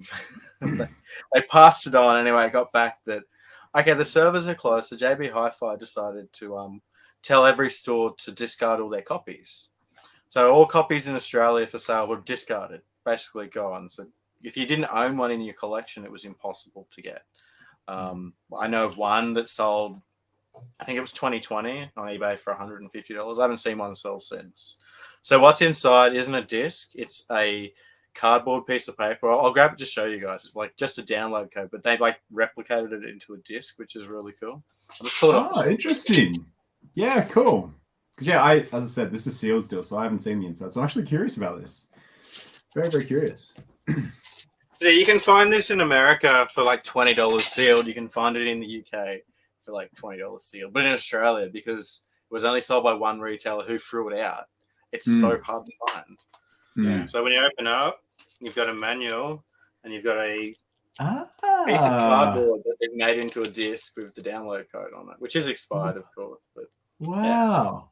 Pretty cool. Is it like quite rigid? Is it quite was it easily bendable? It's not a normal piece of paper. It's like thicker than a manual or anything. Yeah, it's thicker than artwork and different things. It's mostly like a cardboard or something, I guess. It'd be like it's thinner than like a slip cover. It's just like a big thick piece of paper. Yeah, cool. Yeah, interesting. It's definitely a really cool piece to own sealed because they are expired. Yeah. And that for full set Australian PS3 collectors, that and the 3D collection of the two pieces that are like the free games that you showed off previously for the Vita. And this was also part of this purchase was a azure blue. The blue one. Oh man, that's so cool. I want all the colored slim ones. Those are awesome, dude. And it's got the controller in the baggie, but then it's got the console inside. Hang on a second. And the console is, hang on, I'm getting tangled. The console is also, I don't know if you can see it, but it's factory sealed. Wow. Yeah. Double box like that. Yeah. So I picked this bundle up. I think I paid like $350 for the lot. It was like 40 games plus the console. It's probably well over $1,000 worth of stuff. This was only probably about 9 months ago I picked it up, and it was one of the best finds I've had on Marketplace in quite some time. So that's my show and tell, I guess. Yeah. Very cool. Yep. Yeah, Bendy. Okay. Nothing really that interesting. Not interesting. My first pickup this week is I'm still collecting all the Tiger Woods games for the PS3. So this is I did that a few years ago. I have all of them. Yeah. So I got the Masters ones now. I think I need 3 more of them to complete the set. 13 is my favorite. Yeah, and then I'll be playing this on TikTok later on. Mudrunner. Yeah. Dude, that game's really fun. Have you played it? Have you played mine? Yeah, I've It's played really on good. the PC a lot, but it's got a weird story to it where two people were developing the game and then they split and it became two different games, but it was still the same game. I don't know how to explain it. It was originally called Spin Tires, and then it became Mud Runner as its spin-off, and then obviously later on it became Snow Runner. Snow Runner. Yeah. The Evil Dead. Hell Picked yeah. this up really cheap because obviously it's online only, and I think it's not going to work in a couple of years' time. Did you get it from JB? EB for like $9 or something recently. Oh, nice. It's a fun game, but yeah, like you said, long term it'll get shut down. Hey, but look what happens to other games when the servers shut down. So who knows? That's it. Well, that's another annoying one. I'm pretty sure you can't even play the single player content if you can't get online. I'm pretty sure it's one of those games. I picked up Arslan. What'd you call me? Arslan. Warriors of Legend, yeah. I've seen that for sale so many times, and like I'm like, that just looks terrible. I should buy it because no one else will. Type of situation. It doesn't look that bad. It looks like no one's gonna buy it. It looks kind of shit. The Muso style game, right? Yeah, game features Japanese voice only. And It's then probably I've got a this. game, but it's not. It could be worse. No, I bet it's probably a pretty good game. The Sexy Brutale. Ah, That's a from cool the game. from the developers of Rhyme, Yeah. Tequila Works or Tequila, whatever they're called, Tequila Works. It's like a murder mystery game. Land Bad Games. Cavalier Tequila? Game Studios. No, Yeah, the other Tequila one. Works. That's it. Tequila Works, yeah. Yeah. The developers of Rhyme. Big fan of Rhyme. And then Black Clover. Oh, yeah. nice. I love the artwork of this one. It looks awesome. Yeah. So that's my pickups. That's just that RPG. Yes. Yeah. It's a turn by turn. Turn-based RPG. Yeah. Cool. Sweet. Yeah, it's another one that I've kind of peeked at, but I've always wondered if it was any good. They're like a lot of the older releases on PS4, Andy. So nice to get them cheap. later Yeah, on man. when- That's what I'm waiting for. So, Well, I haven't had any pickups since our last show, but I picked up some stuff from my shelf to show off to you guys. So you guys know I love Dark Souls. It's probably my favorite series, and there's some crazy stuff you can collect in the Dark Souls series, and one of those sets would be like all the promos. So I've got Dark Souls 3, and then we've got Dark Souls 2, Scholar of the First Sin,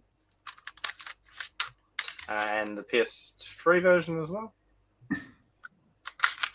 And this one didn't actually get released with artwork, just disc only, but this one is Bloodborne. Cool. And there's still Dark Souls to get, and then Demon Souls on PS5. There wasn't a PS3 promo that I'm aware of. so they're full Unfortunately- retail releases, aren't they? Yeah, they're full retail releases. They were given out to the press to review. Would have been like a week before the game came out. But what I love about them is they have full artwork. They also have spines as well. That's I cool. store them all together with all the spines alphabetically. I think they look great together. Yeah. It's just a little fun thing to collect. Fortunately, like Dark Souls 1 is like $400, so unless I can find it cheap, I'm not going to buy it, you know. So when you put the disc into the PlayStation 3, does it say anything different? Like it doesn't say promo copy or anything like that. It just acts in. It plays like a regular game. It's the same as North American games when the barcode's been stamped.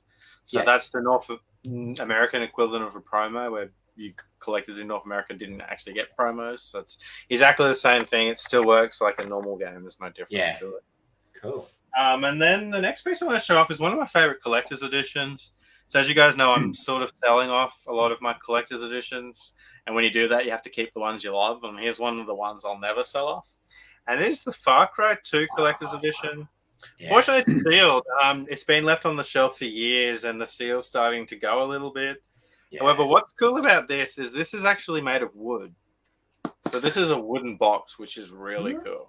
It's unlike anything else. I just love it because of that. It looks really cool. It's a lot heavier than it looks. It's really sturdy, and it's a unique piece. There are one or two other pieces made out of wood, but Yeah, it's really cool. Have you ever finished it, Figsy? So I first played Far Cry 3 and then did 4, 5, 6. I went back and Far Cry 2 for me just looked really outdated. I know it's an amazing game, but You had to play it when it released. same as like Fallout New Vegas. I first played that in 2022 and I just couldn't get into it, unfortunately. That sucks. It's the best one. Yeah, that's a I good feel game. like with the PS3, that's its issue with those games that have that like that orangey look to it. Unless you played them when they first came out, looks like it's a piss. They call it the piss filter. Like GTA 4 has the piss filter. Far Cry 2 piss filter. Yeah. What do you got first, Joe? I got some pickups. So first game I got was Lovers in a Dangerous Space Time. That looks cool. What is that? I'm always looking for like cool co-op games that I can play with my girlfriend or my couch co-op type stuff. And this is a co-op game where you like all fly a spaceship together. And like each of you has to like maintain a certain part of the ship at a time. It says it's up to 4 players, but I think you can play with just like 2. So there it is. Yeah, I got the coveted super rare release version. Yeah, yeah. I bought it on release. Yep. Yeah, I just so for like co-op games, I always go with PlayStation just because that's what I have like 35 controllers for, and I just like always tend to do that. So, but I do wish I had the Switch version too. Next one I got was BPM bullets per minute. Oh, I didn't know there's got a physical, so that's good to know. Yeah, it's a first-person shooter, and it is a rhythm-based game. Yeah, rhythm shooter. You shoot like to the beat of the music. Ooh. And the music's got like really freaking kick-ass heavy metal. So it looks awesome. If I remember correctly, it's got some legit bands in here too. If this is the same game I'm thinking of. Did you like pay someone to create your dream game, Joe? Pretty much.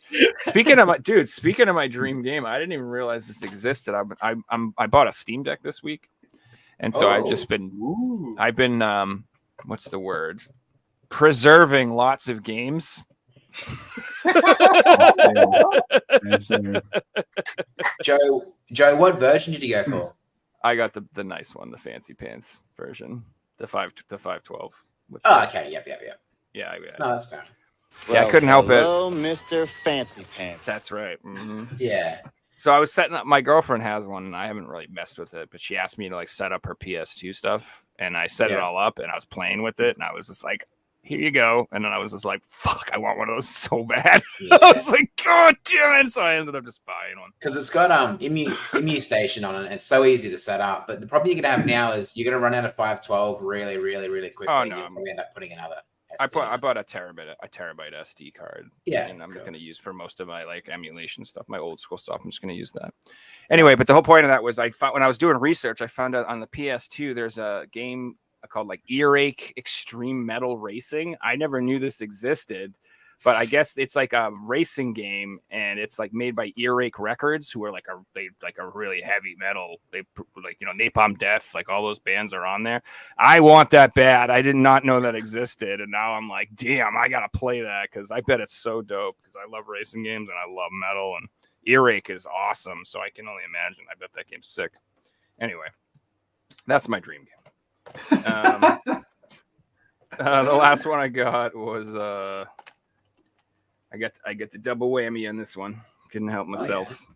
I got Zero Fire. This is a port of Zero Wing and Hellfire. Both are old shmups that got remastered and ported by M2. M2 are like the best at porting games like this. They're absolutely amazing. And I don't know. It's a shmup. What can I say? I had to buy it. I have no choice in the matter. Joe, did that start as an arcade cabinet, or was it for some older system?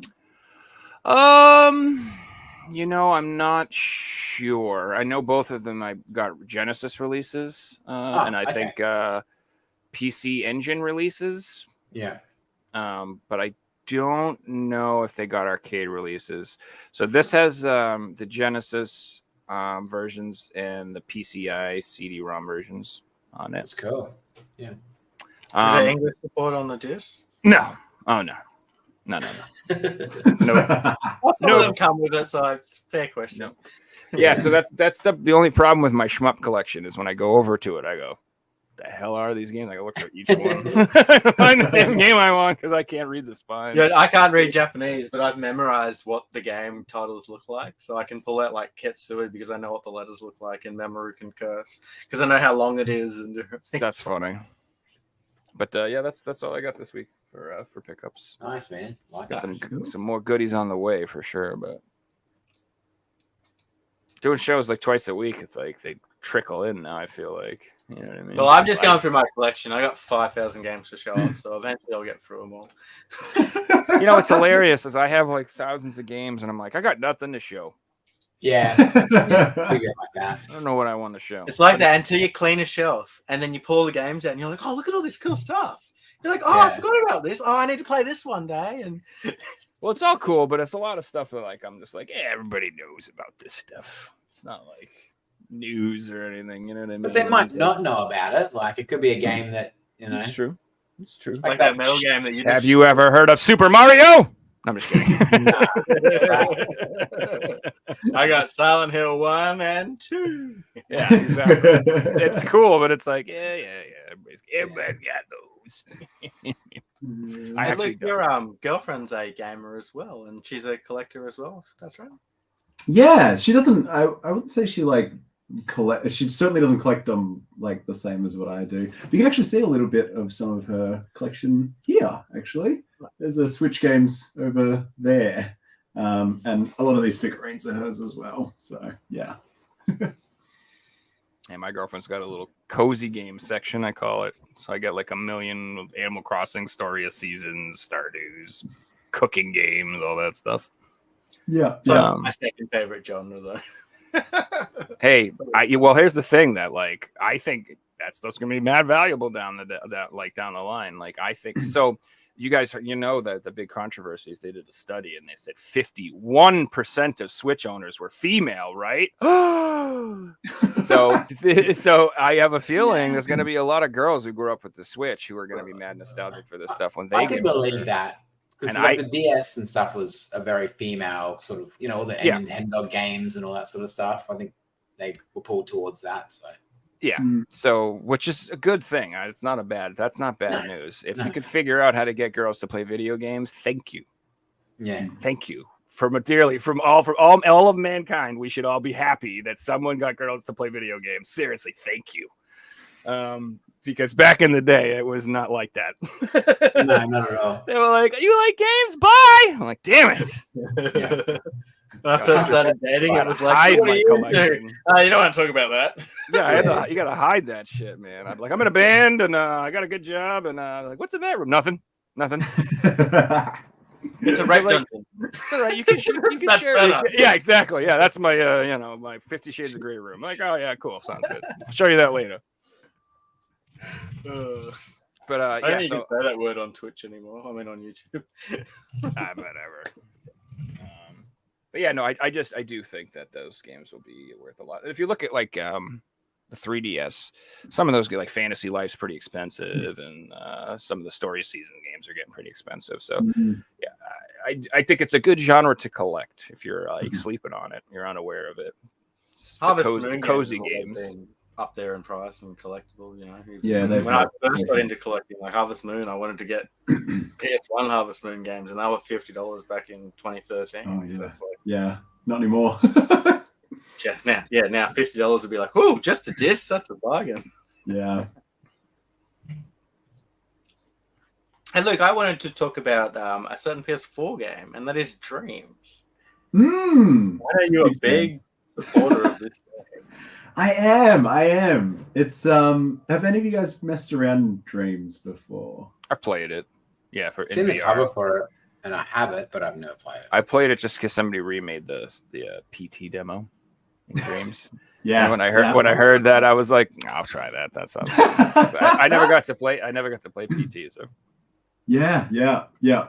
Yeah, so it's for anyone who's unaware, it is I guess a game development tool made by Media Molecule, the guys that did Little Big Planet and Tearaway. But yeah, you can make your own games, animations, 3D sculptures, and share them online. But I mean, for me, I literally just use it to play other people's creations. It's kind of like, you hop on, you connect to online, and then you can just browse this like endless library. It's kind of like a video game YouTube almost. So you can, play a game for like literally 5 minutes if you want, or 30 seconds if you want, and then exit, and then you've got another one to play, and it's like endless because there's so much stuff on there. And a lot of it's Roblox. like, I've never played Roblox, so I'm like not exactly familiar with the setup, but from what I've heard, maybe similar. Yeah. But yeah, it's some of the stuff that people make on there is incredible. One of my favorites is a game called Lock, L-O-C-K, which is a 3D exploration puzzle game. It took me about 10 or 12 hours to finish. And I've actually still got it. I think it's in the other room, but I've got this like 2 pieces of A4 paper front and back with scribbles, notes, trying to figure out these puzzles in this game. And I think to this day, that's probably like one of my biggest achievements was like finish like rolling credits on this one Dreams creation because the puzzles were so ingenious. I've never played anything quite like it. So, but for the most part, like what thrives on Dreams is like these like little short experiences, a lot of like just like meme stuff, like just real silly, ridiculous things. But that's kind of exactly what I enjoy as well. Like I like to laugh. I like to, have fun when I play games. That's why I like, games like Psychonauts and that where, they're very comedy based as well. And there's a lot of that in the like online Dreams library.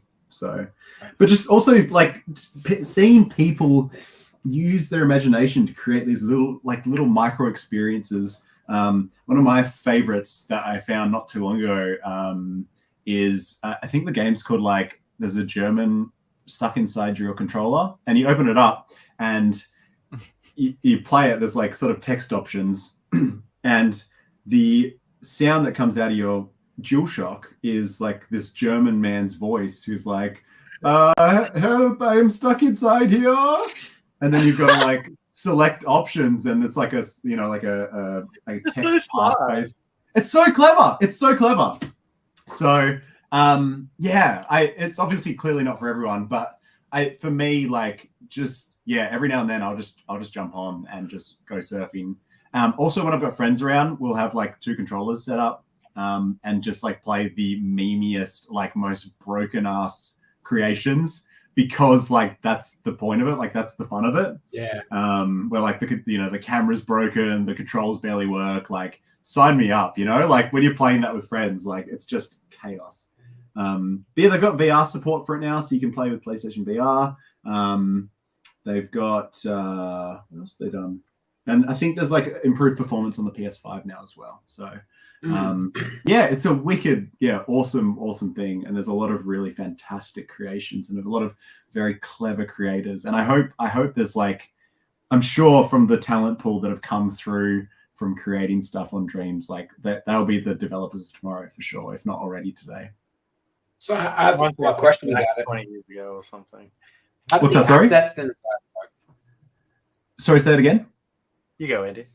How do the assets inside the game work? Like, does everyone share the same assets that they put in to create their little games, or can you draw things in it from scratch and then make basically whatever you want with it? Yeah, so I suspect there's a bunch of assets in there already. I don't know how intricate they are, but part of the sharing things online, I was talking about some of the things you can make. A lot of people make just 3D models of characters, of cool. Enemies and things, and they can share them and have the option to let other people use, remix, create. So you can take other people's creations and put them in your own creation. And a lot of people, you'll see a lot of games have multiple credits listed as like, you know, a game made by this person, this person, this person, and this person, because they have collaborated themselves. Someone's done the music, someone's done the level design, someone's done the 3D modeling, you know, someone's done the programming. It's like an actual game, you know, development studio almost. Like just these people online that are just creating these little experiences. And Media Molecule themselves have done a number of different creations. The one they had that was there on launch, it kind of serves as like Dream's campaign mode, I guess. It's like a 3 or 4, it might be like 3 hour long, like standalone story on its own. It's called Art's Dream. And they just made it, I guess, showcase what the engine was capable of.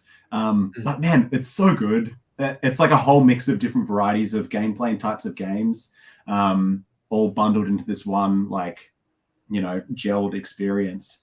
But they've done a few other ones over the years as well that are all like really, really high quality. So yeah, I think they've wrapped up like ongoing support for it now. Obviously, the online library and all that's still going. It is still a PS Plus game at the moment, I think, or was. I'm not sure if it's current or not.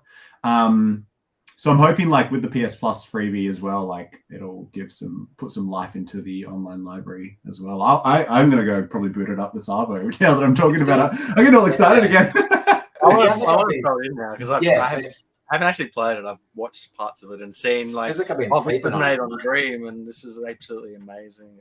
Yeah, it reminds me of like old Tony Hawk Pro Skater games with sandbox mode, or like the Little Big Planet games, which those guys made. How the Little Big Planet games in themselves, the game wasn't the best part. The best part was playing all the tracks that everyone else made, or Super Mario Maker or something. But this is like all those into one, and it's 100%. Just like everything.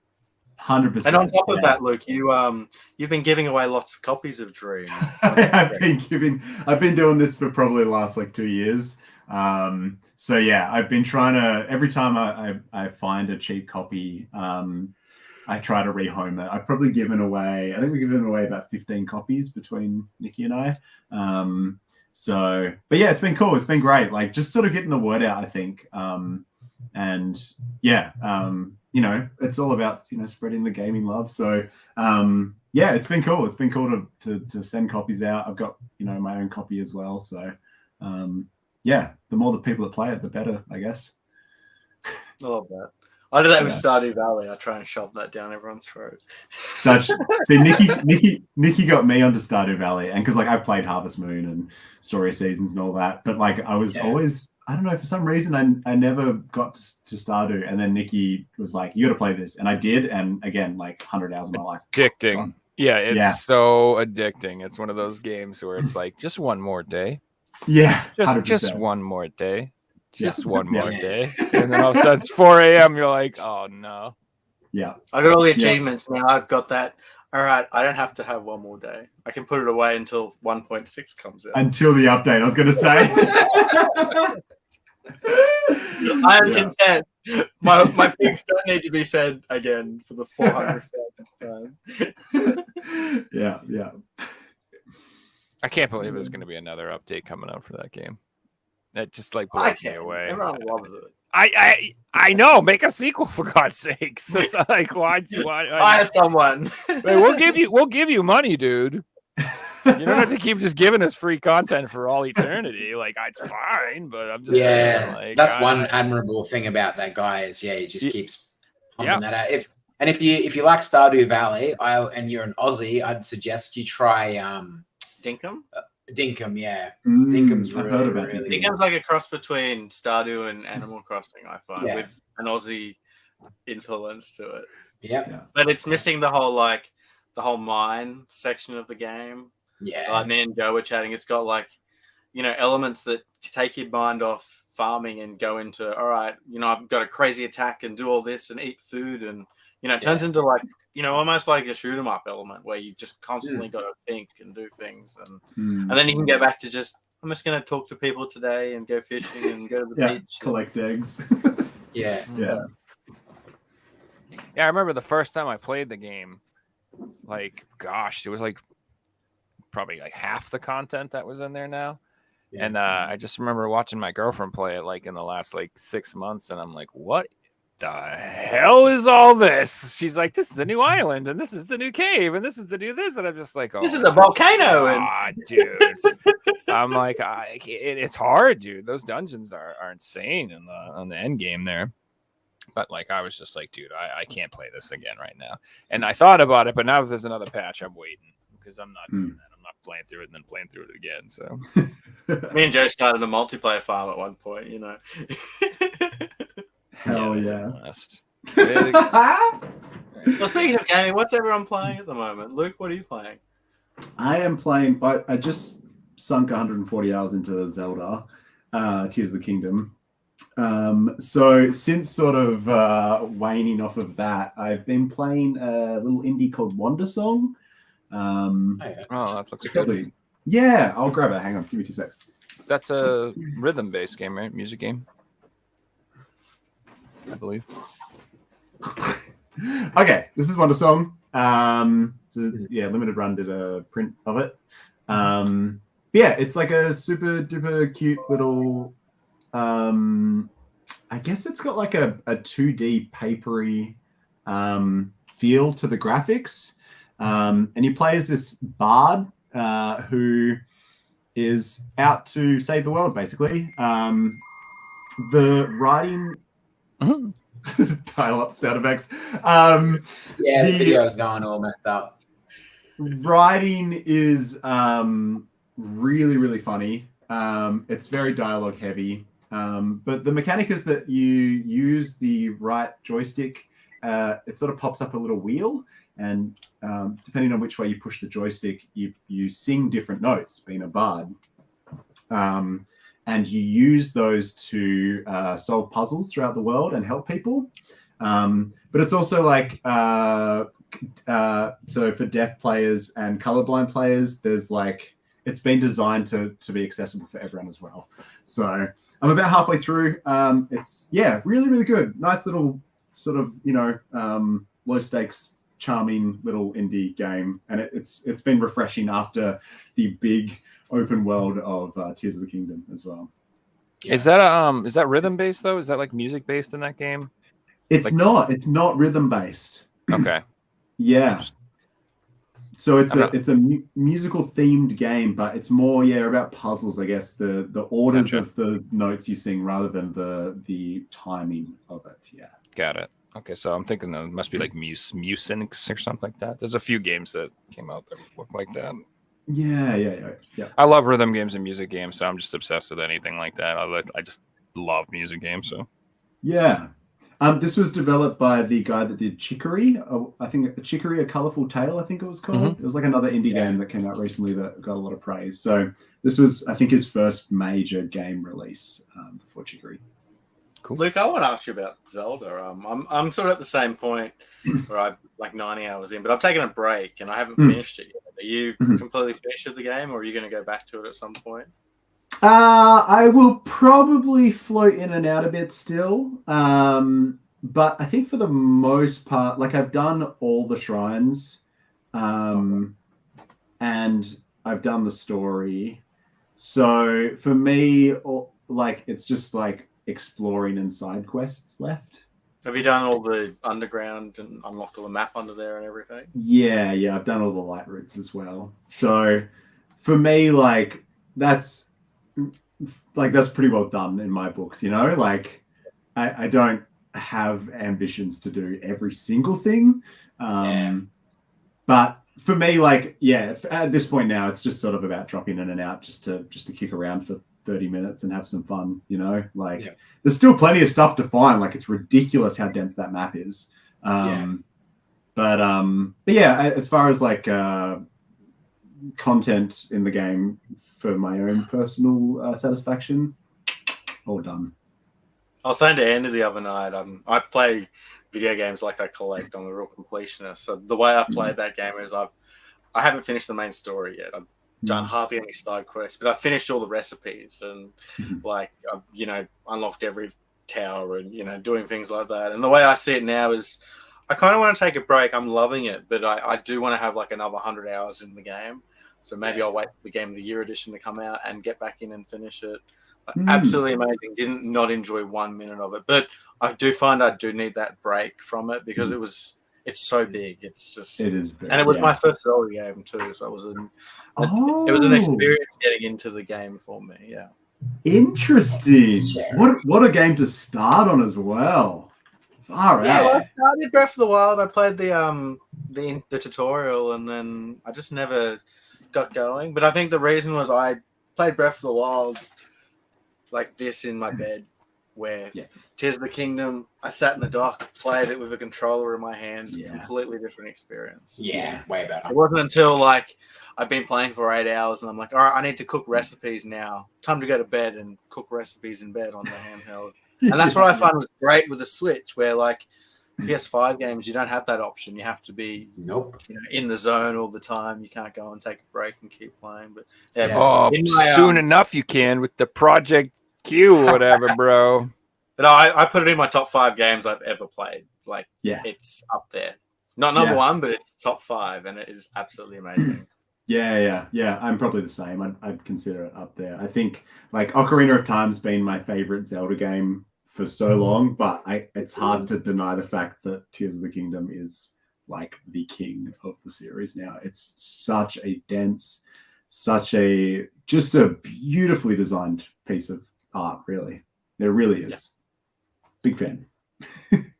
Like even the little things, like you're cooking a recipe and they'll play like an old Zelda song from like I haven't played them, but I'm aware of all like the music and everything. So good. Leading your game up and walking away and like listening to it, and it's still enjoyable, you know. Good pause music. Yeah, absolutely. Give me 007 vibes from the N64. Yeah. Joe, what are you playing lately, man? So I finally got the 1cc on Don Mako Unlimited 3 normal. So that actually finally did that. And so now I'm just a sadist, so I'm going for the hard mode 1cc because why not torture myself some more?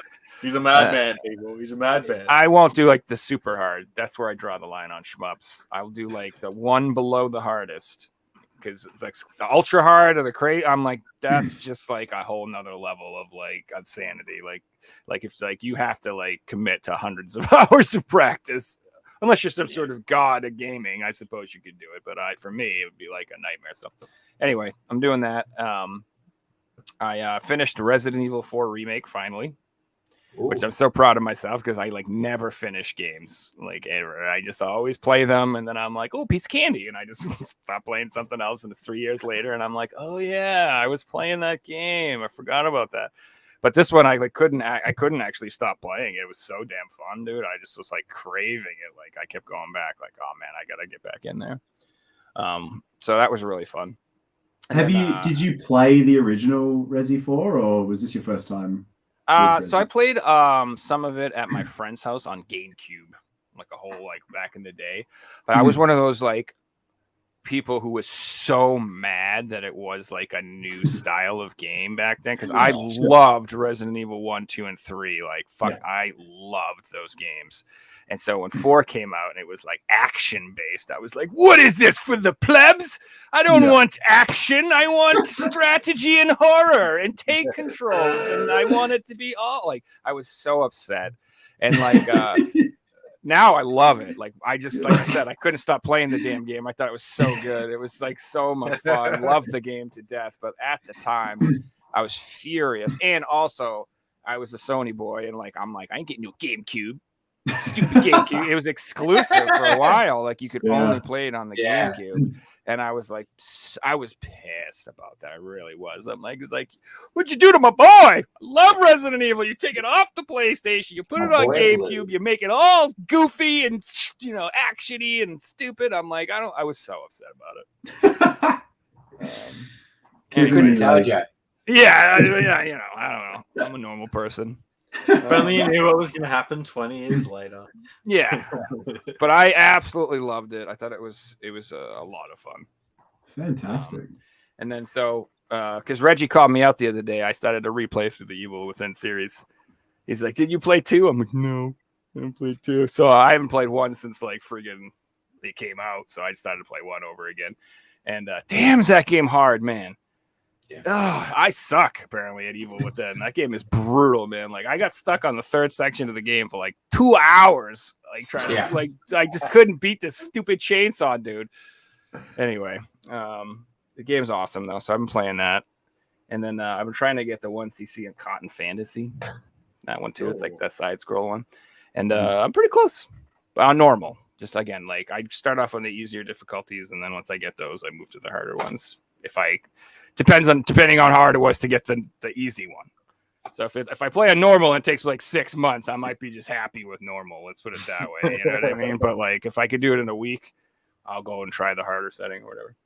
And that's pretty much all I've been playing. So and I'm addicted to Beat Saber. I play that every day, that just goes without saying. So just That's assume like your workout for the day, right? every morning I wake up at like 6 a.m. I play Beat Saber for like 2 hours, dude. Until I'm like sweating and covered, dying.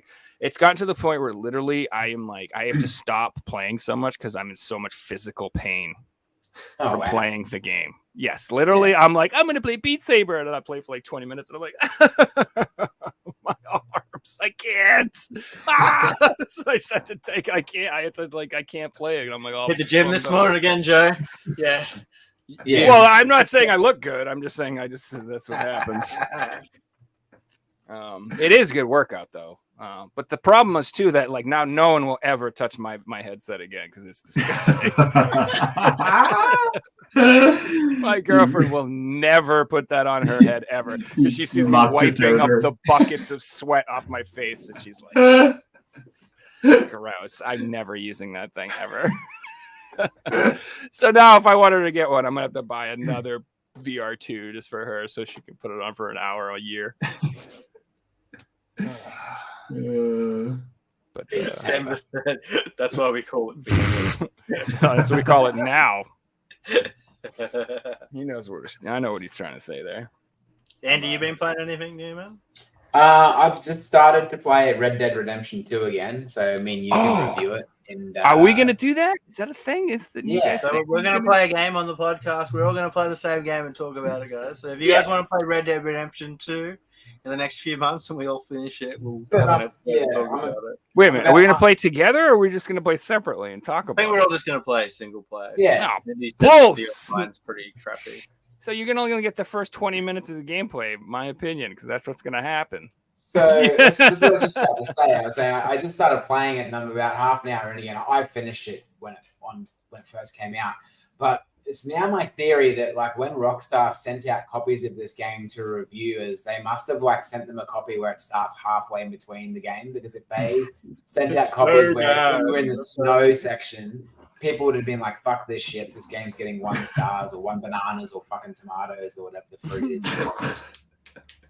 Yeah, so it's just... You're right though. I played it 3 times, and the first 5 hours, the second time and the third time you play it, it's so fucking shit. Yeah. Then once you get through the tutorial, it's so good. Yeah, it's such a good game. Like, yeah, I don't know why they did that to you, but like, it's torture.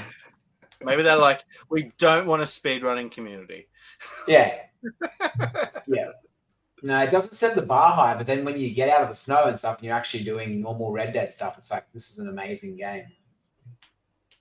So, my plan is to play it through and just be a piece of shit this time. The last time I played it through, I was like, trying to be a two shoes and do everything correctly and stuff. And, oh no, I'm not going to shoot and rob people.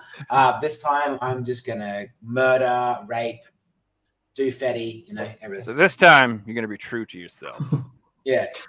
Yeah, basically. Yeah. John Marsden. It's me. I'm enjoying Red Dead, but I'm keen to jump back in and finish it. But apart from that, I've been still doing a lot of G, I guess, putting in a couple of hours every night. And I've been, you guys might have heard of a website called Sporkle. It's a website that do general knowledge quizzes. Anyway, I've been into the geography section of Sporkle. So right now I'm trying to learn every capital city of the world. So my goal is to be able to do every single capital city of the world in under 20 minutes and type them all out. So it's also like improving my English skills as well as like geography and stuff. Are you Carmen Sandiego in real life? Why the hell are you in so geography? I love it. I did it the other day, and I think I got 148 out of 197 capitals. So we're getting there. That's cool. I am obsessed by the concept of like you having 5,000 titles behind you of like these rich, diverse fantasy worlds, and you're sitting there playing a web browser game, a free web browser game. Look, I'm glad you're pointing this out. I feel exactly the same way. I'm like, you guys got every game. It's not really a game. It's literally just like text based, and there's a map in the background, and things pop up when you get it right. And to add to that, I am then watching YouTube videos of people playing the same game. That's amazing. I love it. I love it. Like, I love it. Incredible. Thinks he's got 20,000 games. He's like, you ever played Snake? It's really good. It's a classic, all right? I've been loving it lately. I don't know what it is. There's a Windows pinball. Yeah, that's exactly. I found the guy on Twitter who made that. So there's a guy on Twitter, and he's like, I'm the guy who made Windows Pinball. Wow. They went to him with a pinball game and said, "Can you make this for Windows?" And he like, can I clarify something for you, Jesse? Yeah, go for it. Okay, so that pinball game in Windows is an actual pinball game that has multiple tables and stuff.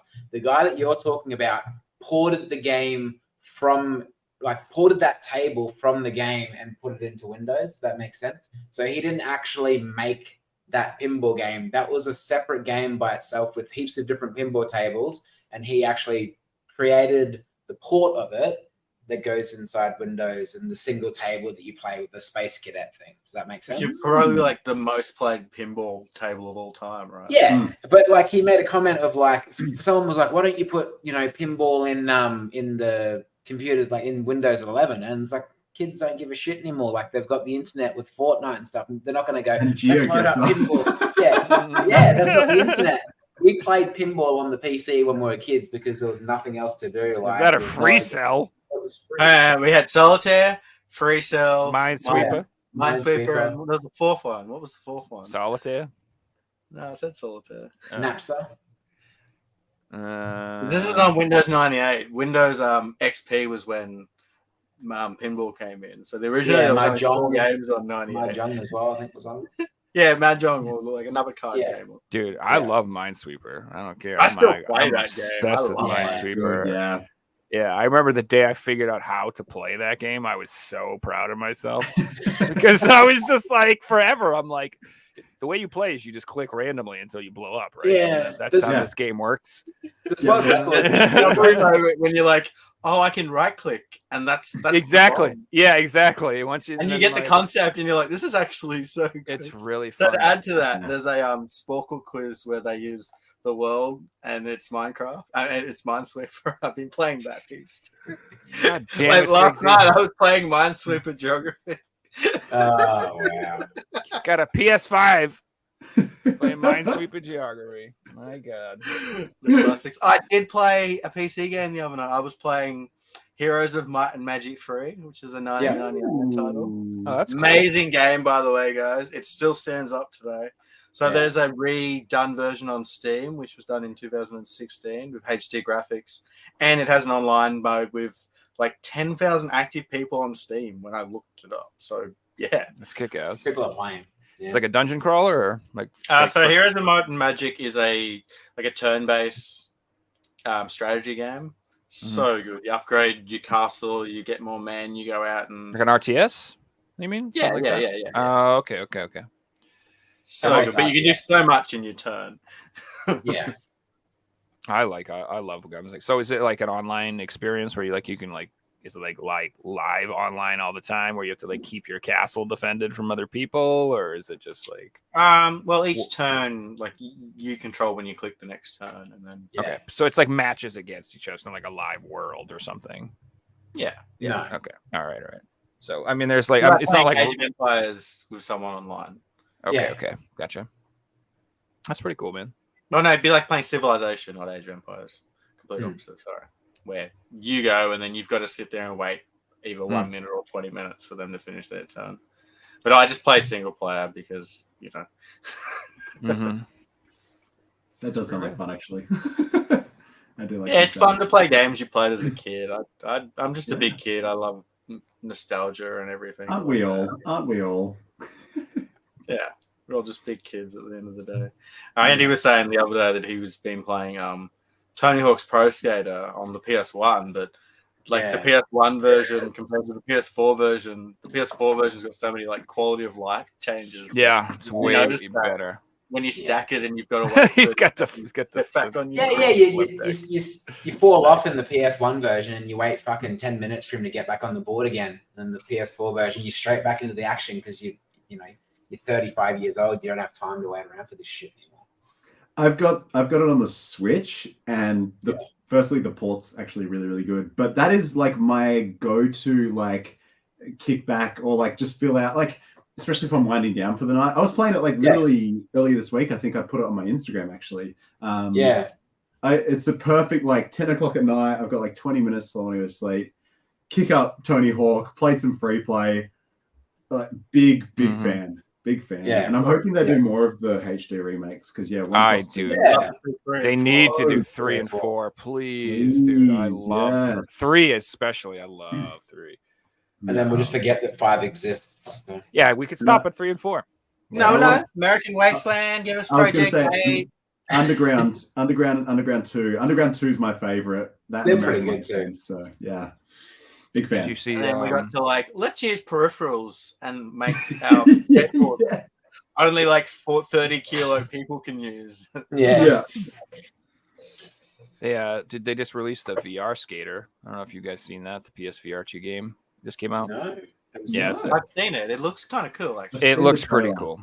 Yeah. So I mean, I have literally no idea how it controls. I mean, that could be make or break it. You can't use your freaking feet, so it could be kind of awkward. But from what I've seen, it looks really fun. A lot of the reviews say that it's like hard, but like really good. Yeah. So, and I know that in the preview, you can get pissed off and throw your board. So I'm already like, okay, I like this. This sounds right. As long as I can get pissed off and smash the board. I mean, this is perfect. So is there a board that you stand on? Yeah. So you literally is the board, right? Yeah. So what you see when you're playing, you just see the board and then your controllers. And I think how you manipulate the controllers is what will like flip the board, or you can like make your. I think I haven't played it, so I don't know for sure, but it looks like your hands are your feet. Yeah. So like if you want to go faster, you take your your left foot and you go like this to go faster with your left foot, and you get back on the board. And you push down to kick flip, and you can push with your hand, and you can manipulate the board with your hands and do kick flips and grinds and stuff like that. I was visualizing like you in your living room, like jumping up and down, trying to do all these tricks. Yeah. Well, that's what it's not like. I've seen people play it, and it's weird to watch them play it because like have you ever seen like the augmented VR stuff where people are in the game? Yeah. So the guy's like standing perfectly still, and he's like jumping over and doing this big like leaps, but he's not moving. He's just standing there, and he's just probably just like pressing the skies. It looks kind of goofy, but if you don't get motion sickness playing VR games, that will definitely give you motion sickness for sure. Playing that specific game. Yeah. So that's.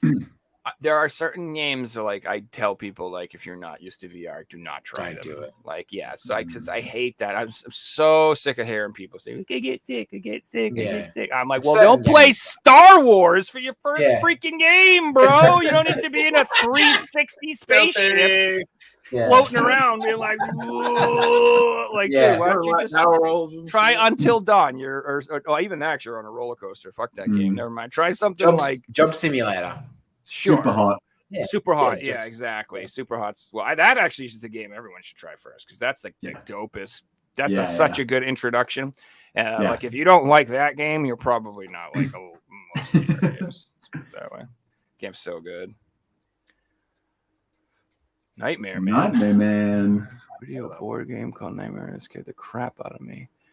It wasn't a video. It was a video game board game. I mean, I played a lot of those crappy VHS tape. Who did it and stuff? Yeah. Yeah, I used to play those games. Like You know what pisses me off is a lot of my old games now are worth a fortune. I didn't realize that. Like Fireball Island, the original game, if you have the original ones, worth a ton. I used to have this game called the Omega Strain. Have you ever heard of it? It was like this super cool game with like all those recordings and stuff. I guess that's worth a ton of money now. Even some of the common board games, like I sold an original Mousetrap for like $100 and something this year. But you need like the first prints of these because they would get reprinted every year. Like, yes, exactly. So 10,000 versions of Monopoly at this point. You can get they have reprinted Fireball Islands that are cheap, but if you have the original one, it's worth a lot.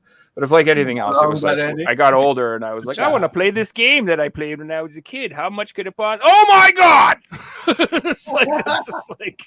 It's all the time.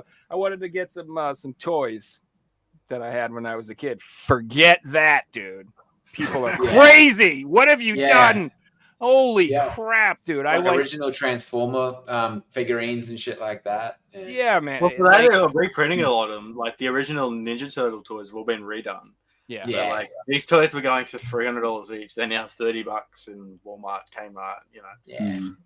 Yeah. The original ones are still $300, but if you just want one to play with, you want your kids to have that experience, you can go and buy them one, which is pretty cool. Yeah, I could just see all those adults buying them for their kids and being like, "Yeah, no, don't touch it." Yeah, don't unseal it. Now, don't open the box. This is for you. Now I'm going to put it on my shelf and don't touch it. You can have it when you have kids. I've gotten to the point now where if someone brings kids to my house, I'm like, don't even tell them about my games. I don't even want them to go in there because they're all like, "Oh, can I play?" No. Can I do it? Nope. Can I do it? Nope. Can I just get? Nah. I just have you got Minecraft? Yeah. Yes, I do. Have you got Minecraft? I have a hacked 3DS for all the kids to play with when they come over. You can do whatever the hell you want to this. Play whatever Plastic you want. wrap it before they touch it. All right. Wow. Well, guys, we might call that a show. Luke, thanks so much for coming on, man. It was great to have you on here. Yeah, it was a lot of fun. Guys, Luke's Instagram will be in the description, so if you want to keep up with what Luke's going on with, definitely check out his Instagram. Yeah, Andy, yes. Thank you. Yes. Easy, Joe. See you, Luke. It was nice meeting you, mate. You too. Thank you, guys. Yeah, it's been a pleasure. Yeah, man, it was good having you on, man. Thanks for coming on. A lot of fun. And this Thursday/Friday for Aussies, we'll have another North American special. And this week we've got Chaos and Jason Davis coming on. And previously, when they were both on, they were both going for full North American PS4 sets. So it should be interesting to see how their journey has progressed. And as always, thanks for watching, guys, and we'll see you in the next one. Peace. Peace.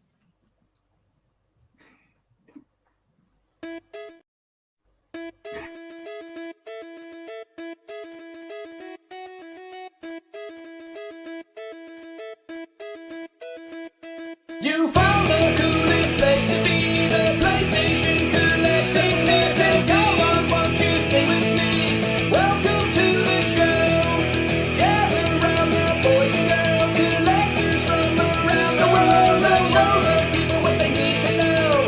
Welcome to the show. Gonna talk to guests, what we got the best. Gonna put their knowledge to the test. Gonna laugh and need, gonna live the dream, gonna show you things you've never seen. Gonna sing a song to the break of dawn. Gonna rock this party all night long. So come on everybody, let me see you dance. Get yourself ready, you got one more chance. You found the